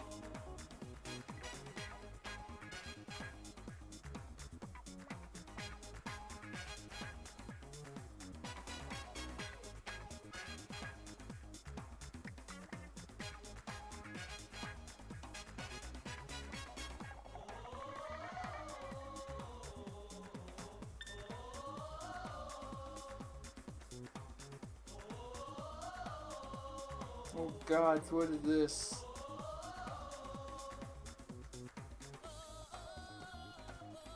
That's not how it works. The 100 stories inside.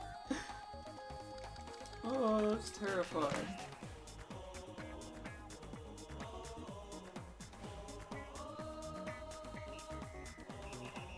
I like my idea of it just being costumes for people. It makes more sense than whatever weird thing they've made. That doesn't even... I don't like that.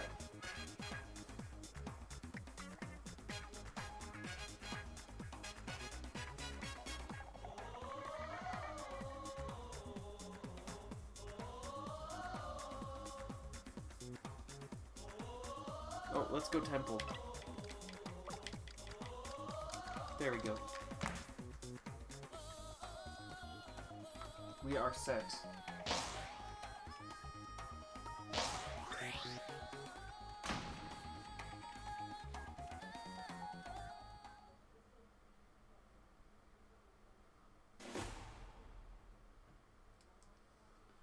Okay, let's go. Mario versus Luna in Temple Grounds.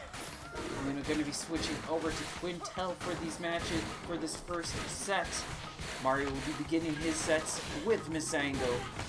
His Missango's definitely been leveling up. He's making some really good plays and has carried him quite far in conjunction with that Spring Man, as he is currently contending for that second position place. See who might be settling at third. Who's got that chance to take the crown? Starting things off, Luna going in with the double toasters on Quintel, having an easy time punching through these attacks. You have to be on top of your game if you want to be able to contend against double toasters with a Popper and Slapamander. Something that Mario probably needs that blue mask to be able to do. Unfortunately, he could not find the time to get that going and quickly gets KO'd, setting Luna with the first point. Diving into our next round, it looks like Mario's going to stick with this loadout, and luck befalls him as he gets that blue mask, but it does not stick around long enough. Luna gets 280 damage on the rush. Mario's turn for the response. But that response is just struggling to find his way through, as again, Luna making an easy time punching through all of these attacks.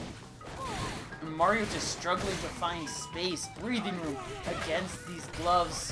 He finds his rush, he gets 315 damage. Gonna give himself a chance to put on this blue mask. has to be careful about that rush. But this blue mask will give him a lot more space. It will be a much easier time for him to be able to contend. These arms are going to play out far more effectively. He almost gets the mask back on, but I think that actually delayed his response enough that Luna was able to get the KO. I think going for the mask there might have just stalled him out enough, as there is that slight 5-frame delay when you're de-equipping a mask that you're incapable of moving or responding. And that's going to be an easy connection for the Toaster Rush, and Luna starting off with the first point.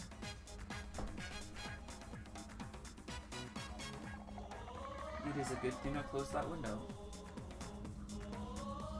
because you can probably still hear that. Oh wow, it's really showing on the mic.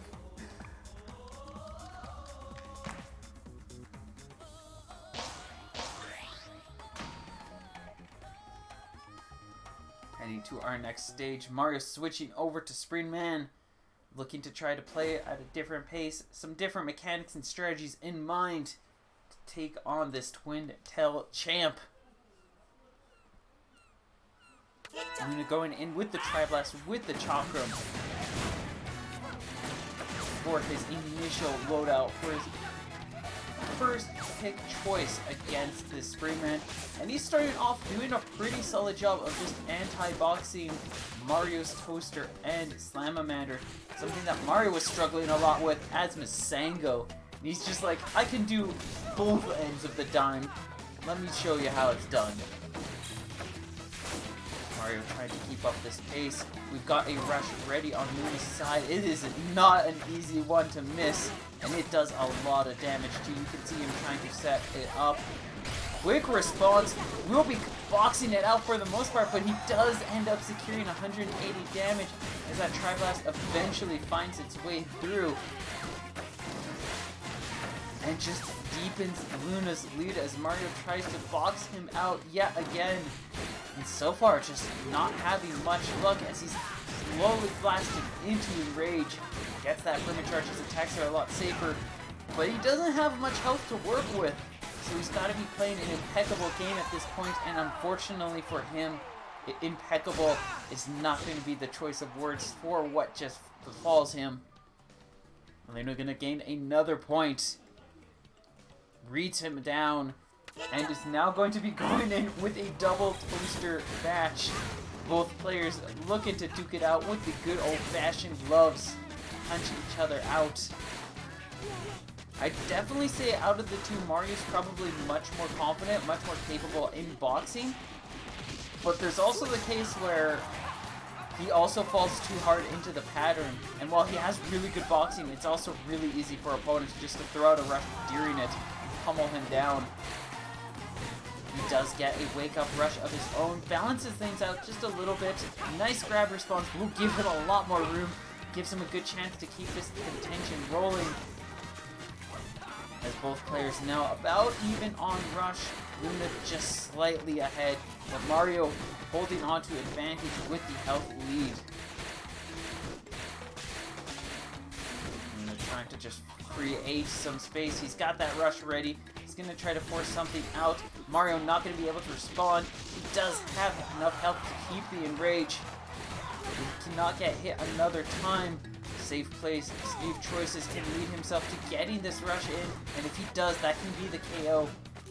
But too stuck in his ways, caught in his motions. Luna's going to be able to aim a choice Toaster to the head. And 2-0 advantage goes to Luna.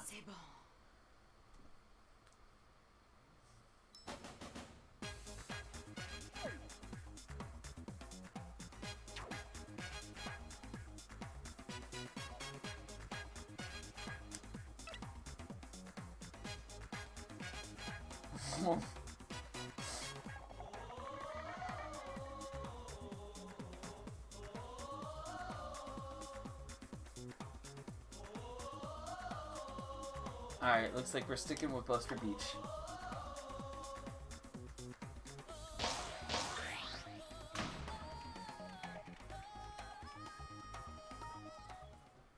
That is not good news.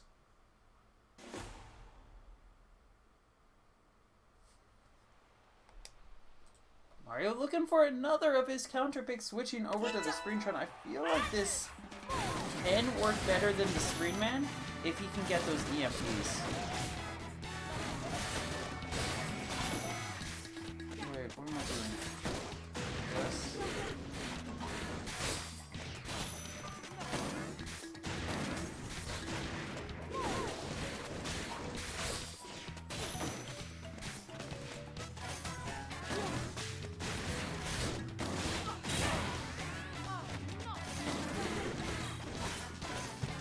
And looking at how this round is going now that I've stopped being distracted, it is kind of rolling in that way.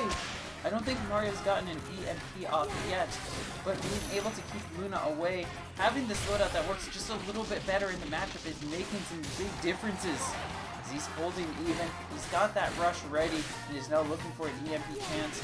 Luna just going to play things safely, respectfully, and snipes down the EMP before anything can be done with it. And he's going to be able to close things out on that round. Looking for one more to take the match.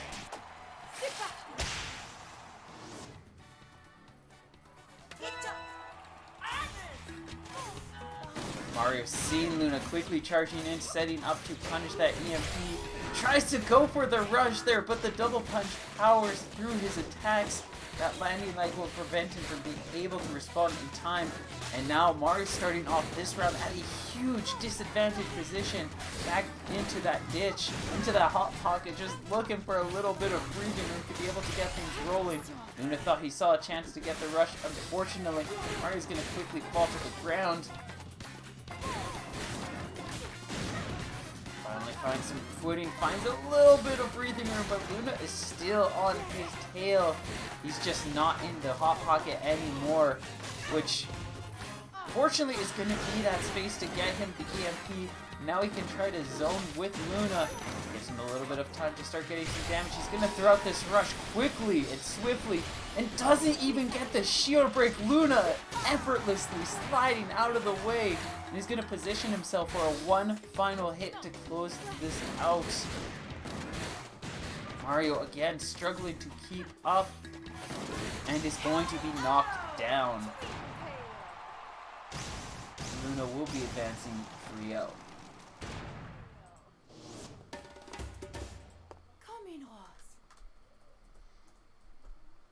And it looks like Chico is going to be the one looking for the rematch.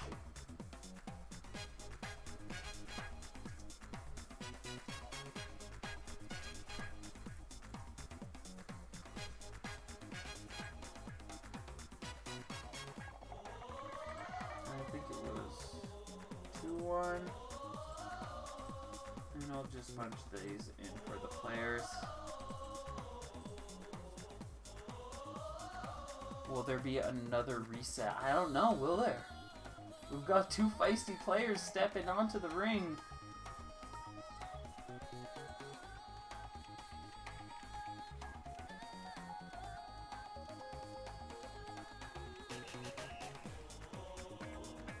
If Luna can find his way in, he might be able to take Chico down, but Chico's been playing a pretty safe and confident game up to this point.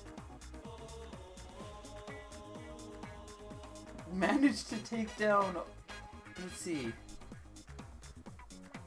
Yeah, Chico managed to take down all of top 4. He has single-handedly slain all of top 4. Luna looking to avenge his fallen comrades that he had to slay himself to climb back up and get this shot at revenge.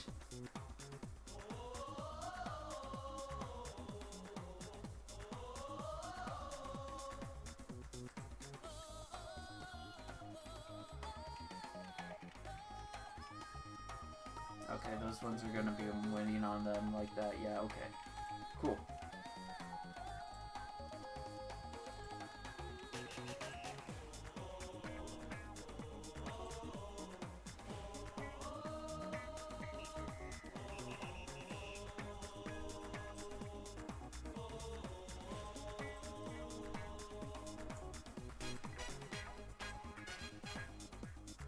Wait, where are we going?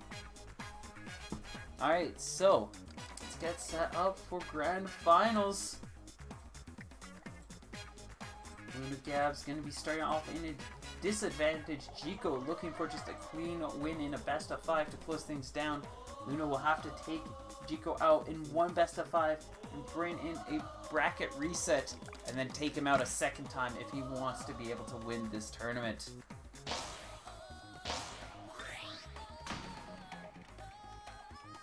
Both players stepping into the ring, ready and raring to go.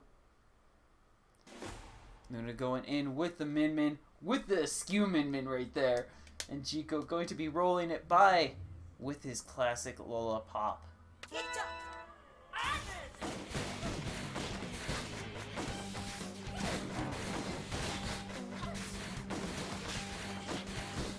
I forgot to update the title this whole time. I forgot to change the game! Oh no!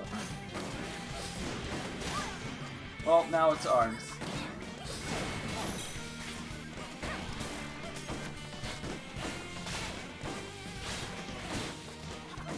There we go. Alright. Now the labeling is correct.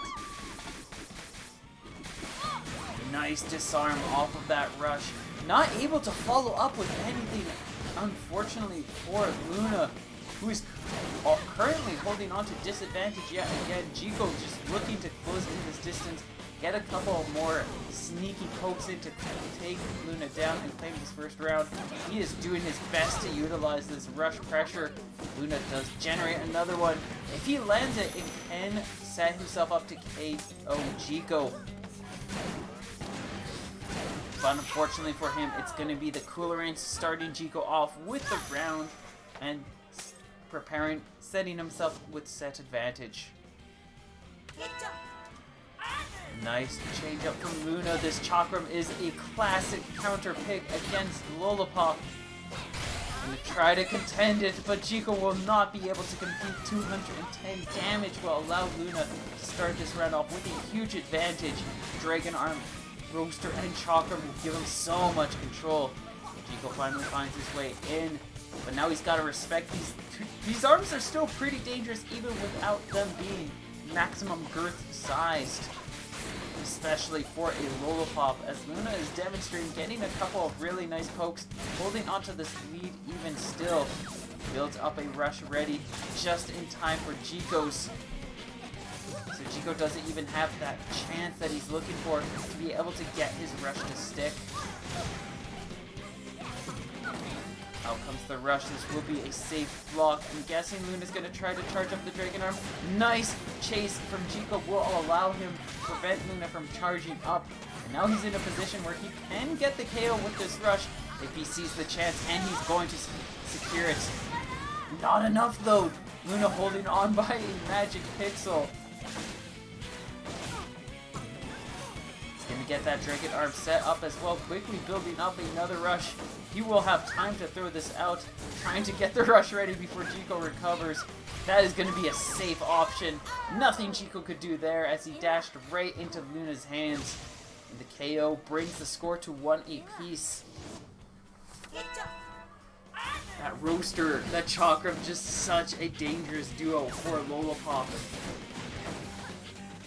There's a reason why a lot of minions have these two arms usually as options, and that is one of those reasons why it just counters out so many characters in so many harsh ways that many just straight up struggle to contend against unless they are playing an impeccable game. Knockdown comes through. Luna going to come in for the chase, looking to capitalize on this newfound pressure with his rush ready. Chico trying to just play things safe, make sure he does not get cornered. He super jumps right in, and Luna going to be able to win advantage off of that. Knocks Chico just above critical. Both players will be trading. Dragon Arm does get charged up. Chico just a bit away from getting his rush ready. Luna still a whiles to go, and he will be able to just narrowly secure the final hit. Chico starting off with set advantage,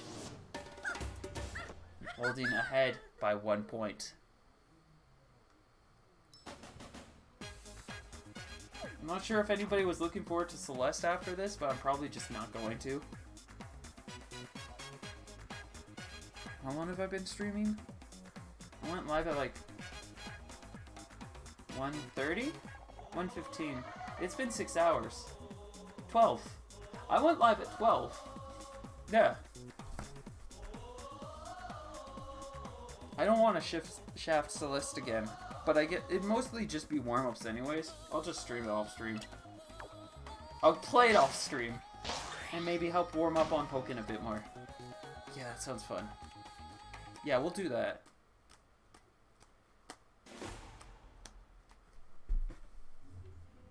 Let's not play with that thing.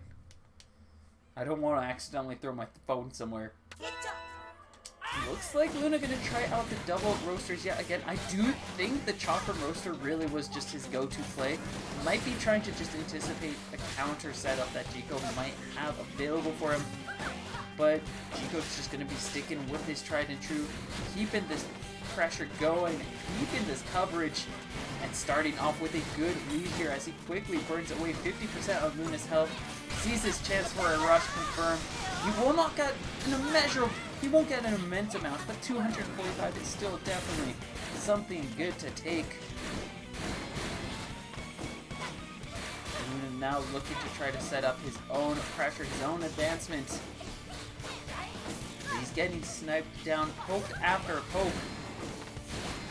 Luna one hit away from falling before he finally gets another knockdown with that roaster. Feels forced to throw out this rush, and Chico going to be able to safely call it out. I feel like he needed to hold on to that to get that Chakram ready for the next round. And this is just going to put him in a really dicey position where Chico now has a clean rush advantage. We've got a popper! That is a popper setting things up. Nice call out from Luna. Will be able to push back against that grab attempt. No ace chains to be had here. As Luna successfully punches Chico, boxes him out enough, creates some space. That is going to be a clean confirm, but not clean enough. Luna successfully evading 335 damage. Sets up with the health lead off of that chain of damage. Pain. Just looking to bring this round through. If he can get one more good hit. Chico finally securing the knockdown. He doesn't have any health to work with though. And Luna at 50% health still. There's a nice freeze. Nice call out here. He will get another follow-up with the ice. Does not refresh it, but he does get the KO just before that cooler rain connects.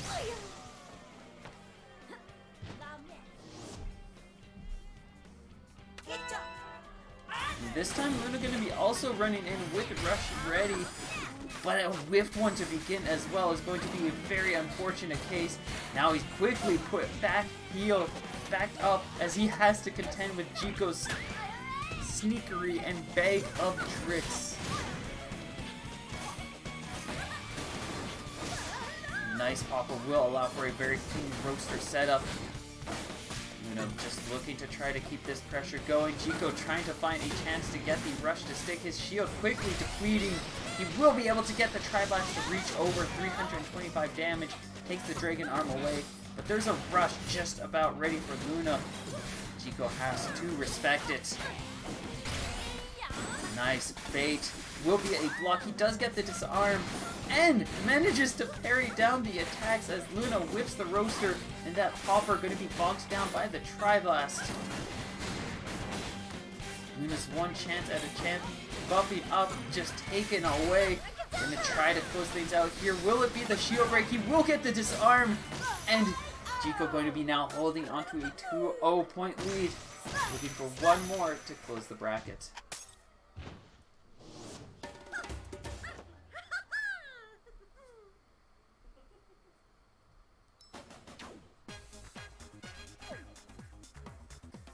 Now, Luna's got one more, might have just one more chance to be able to turn things around. Chico's just holding control of this field.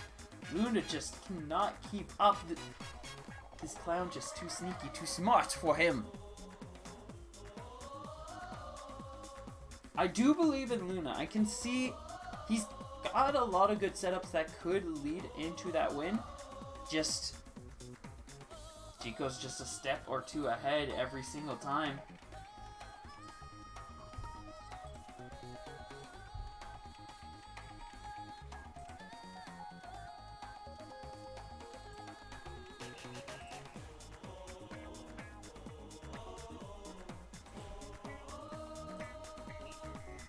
looks like we're going to be heading to Temple Grounds for our what might be our last bout.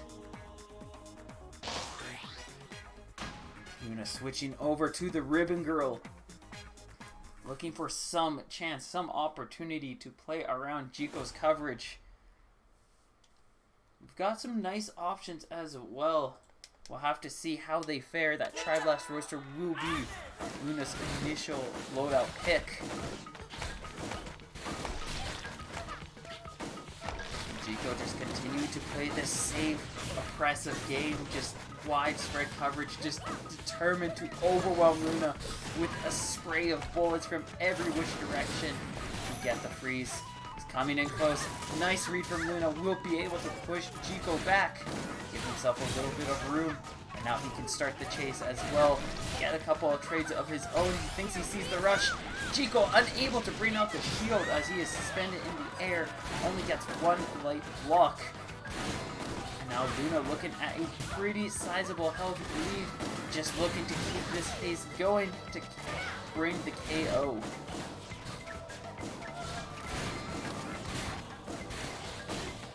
Couple of quick hits. Jiko now at Magic Pick, so both players ready with Rush. Jiko needs that Rush and a little bit more to be able to KO. Gets that little bit more. Luna now has to be careful. And I know for a fact Luna doesn't want to throw that Rush out in this situation, as it's just such bad lost value. That said, a win is a win, and he's gonna take it as Jiko dives in and whips his Rush.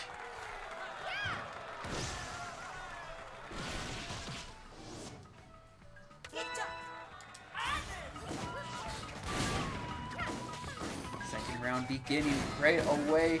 Luna just coming in fierce, quickly throwing up these attacks again, looking for a way through Jiko's consistent movement. You can definitely tell he's starting to become a little more aware of what's coming in.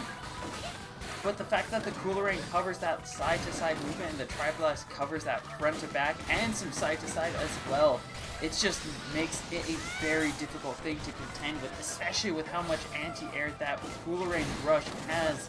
Just this giant sweeping tornado lifting his opponent into the air over and over and over again. This will be a good rush read, catching that ground, catching that landing. Jiko unable to bring up the shield in time. He does still hold the health lead, but it's not going to hold out for too long, as a couple of nice roaster hits will take 280 damage away from Jiko's meter. Rush is generating. Jiko still holding on. He just needs one final hit to take Luna. Luna about ready with another rush, but he will not be able to bring it out in time. We are on tournament point. If Jiko's able to take Luna down here, if he's able to warm up enough to this matchup, he will win this tournament. Starting to wise up to Luna's plays. That Tri-Blast is going to betray him. Allows Jiko to get some nice additional damage.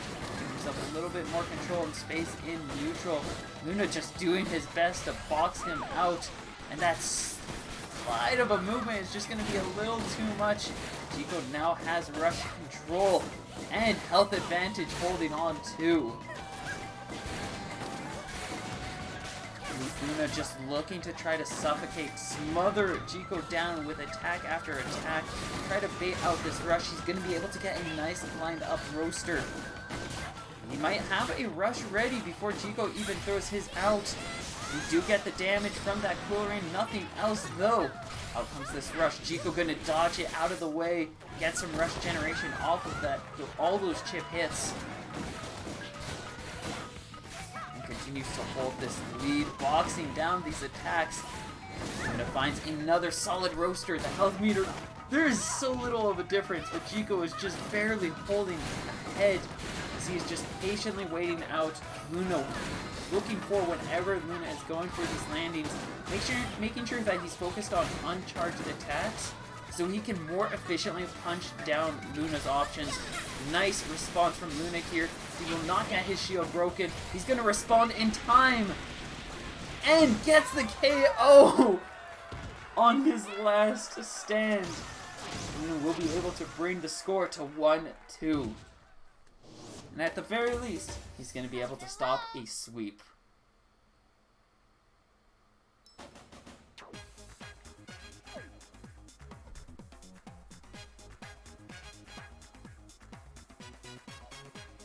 Yeah, if I tried to go for 3 hours of Celeste at this point, like, I could stop at 9, it'd still be 2 hours and 40 minutes. It's probably going to be close, would be probably closer to 2 hours, but I'm spent. And I should try to have some energy saved up for the multiplayer stream tomorrow.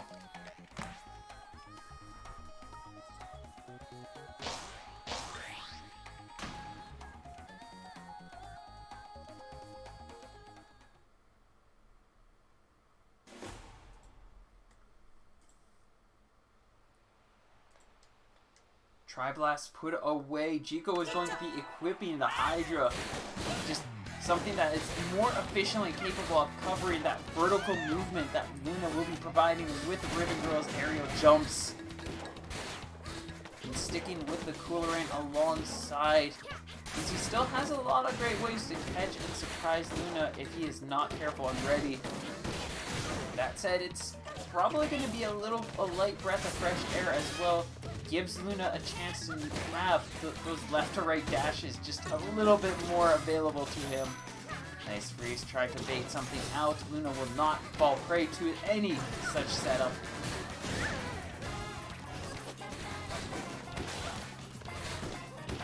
This also makes Chico's rush a lot harder to connect, as we see there. Just not able to get anything out of that. If he just went for a clean dash and shield, he would have been so much more safer, and he still have that rush. It's easy to forget, but mono rushes are incredibly difficult and very risky to land. That said, you get rewarded heavily for securing that damage. You've got to be able to secure it, and Chico just not able to, will put himself in a pretty dicey position. Trying to bait something out again. Out comes this rush. Chico stuck, waiting for that Coolerant to land. And he's going to get knocked down. Luna claims another round point. Again, just with a breath of life available. Just barely hanging in.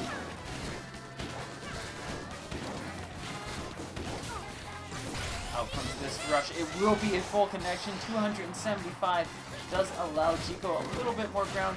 Allows him to keep this chase going. But the consistent pace that Luna's loadout is providing is just making it that much more difficult for him to be able to contend with Luna's attacks. Another rush readied up. Tries to go for the grab read, but Chico is at the ready. Safely carries it down. He is locked into the corner though. And there's not much room for him to get out of the harm's way. So he's just going to eat a nice 305 damage. Luna again with another health lead. Just looking to try to keep this as Chico tries to close in the distance. He's set down to critical health. And now Magic Pixel. Luna safely generating rush and will safely get the KO. We are now 2 apiece and 1 away from a bracket reset.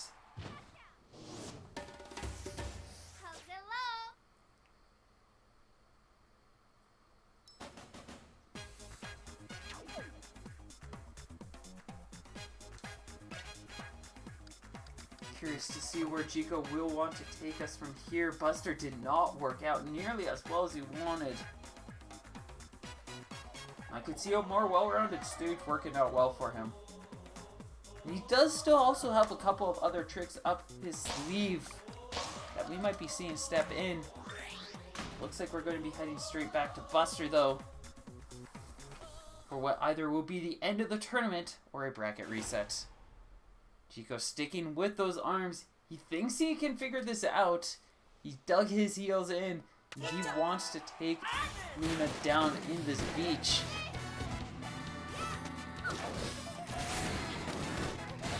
Luna will be continuing to run with the loadout that has yet to be answered. Ribbon Girl Tri-Blast Roaster just doing such a solid job of just boxing down and sniping out Chico over and over, and has just made a really great run for himself with this setup.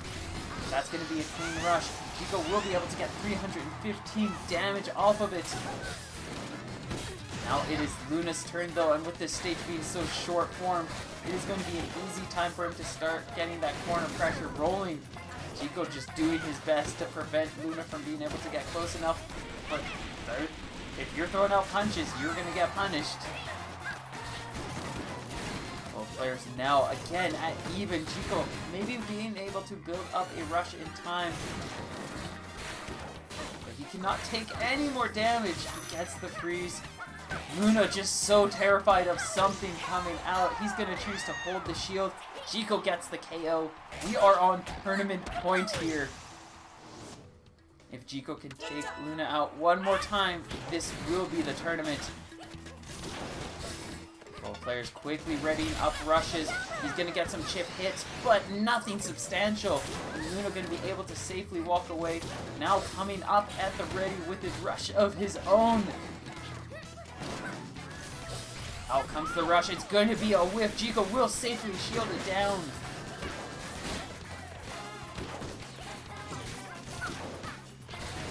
Tries to get that Coolerane to connect, but he's going to dash right into that roaster before it reaches in time. Luna going to be able to hold onto a light lead because of this. Nice dodge will allow him to stay out of harm's way completely, as those two arms whiff at such a long range. Just a really difficult time for Chico to properly connect. I turned on the audio, right? Yeah, I did. Out comes the nice rush.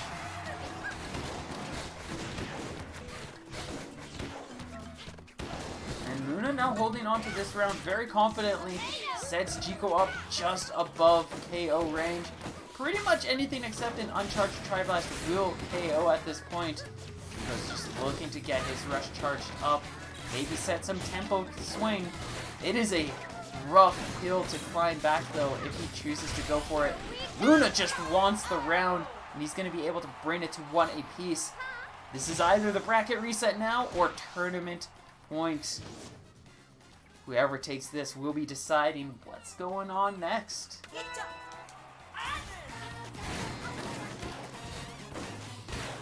Chico starting off with the initial pressure, gets that first lead, goes in for the rush. He's going to be able to secure a full 345. 50% of Luna's health gone in the blink of an eye. We get the freeze. He's going to try to counter it. Successfully does so. But he's still pressured down to 25% of his health before he can even get his rush ready. Chico has a much heftier rush generation going for him right now, and will likely be able to utilize it to contend Luna's approach. Luna gets his rush ready first. He's going to try to take advantage of it. He has to take Chico down here. He gets knocked down on the freeze. A swift punish. Chico at 75% health. Luna trying to go for something. Chooses the safe alternative, the shield to block, but that will not be enough. Chico finds one final swing, and that will be the tournament. That will be Temple Tantrum 22. Chico will be settling in on first place. Luna taking second place. Mario third place.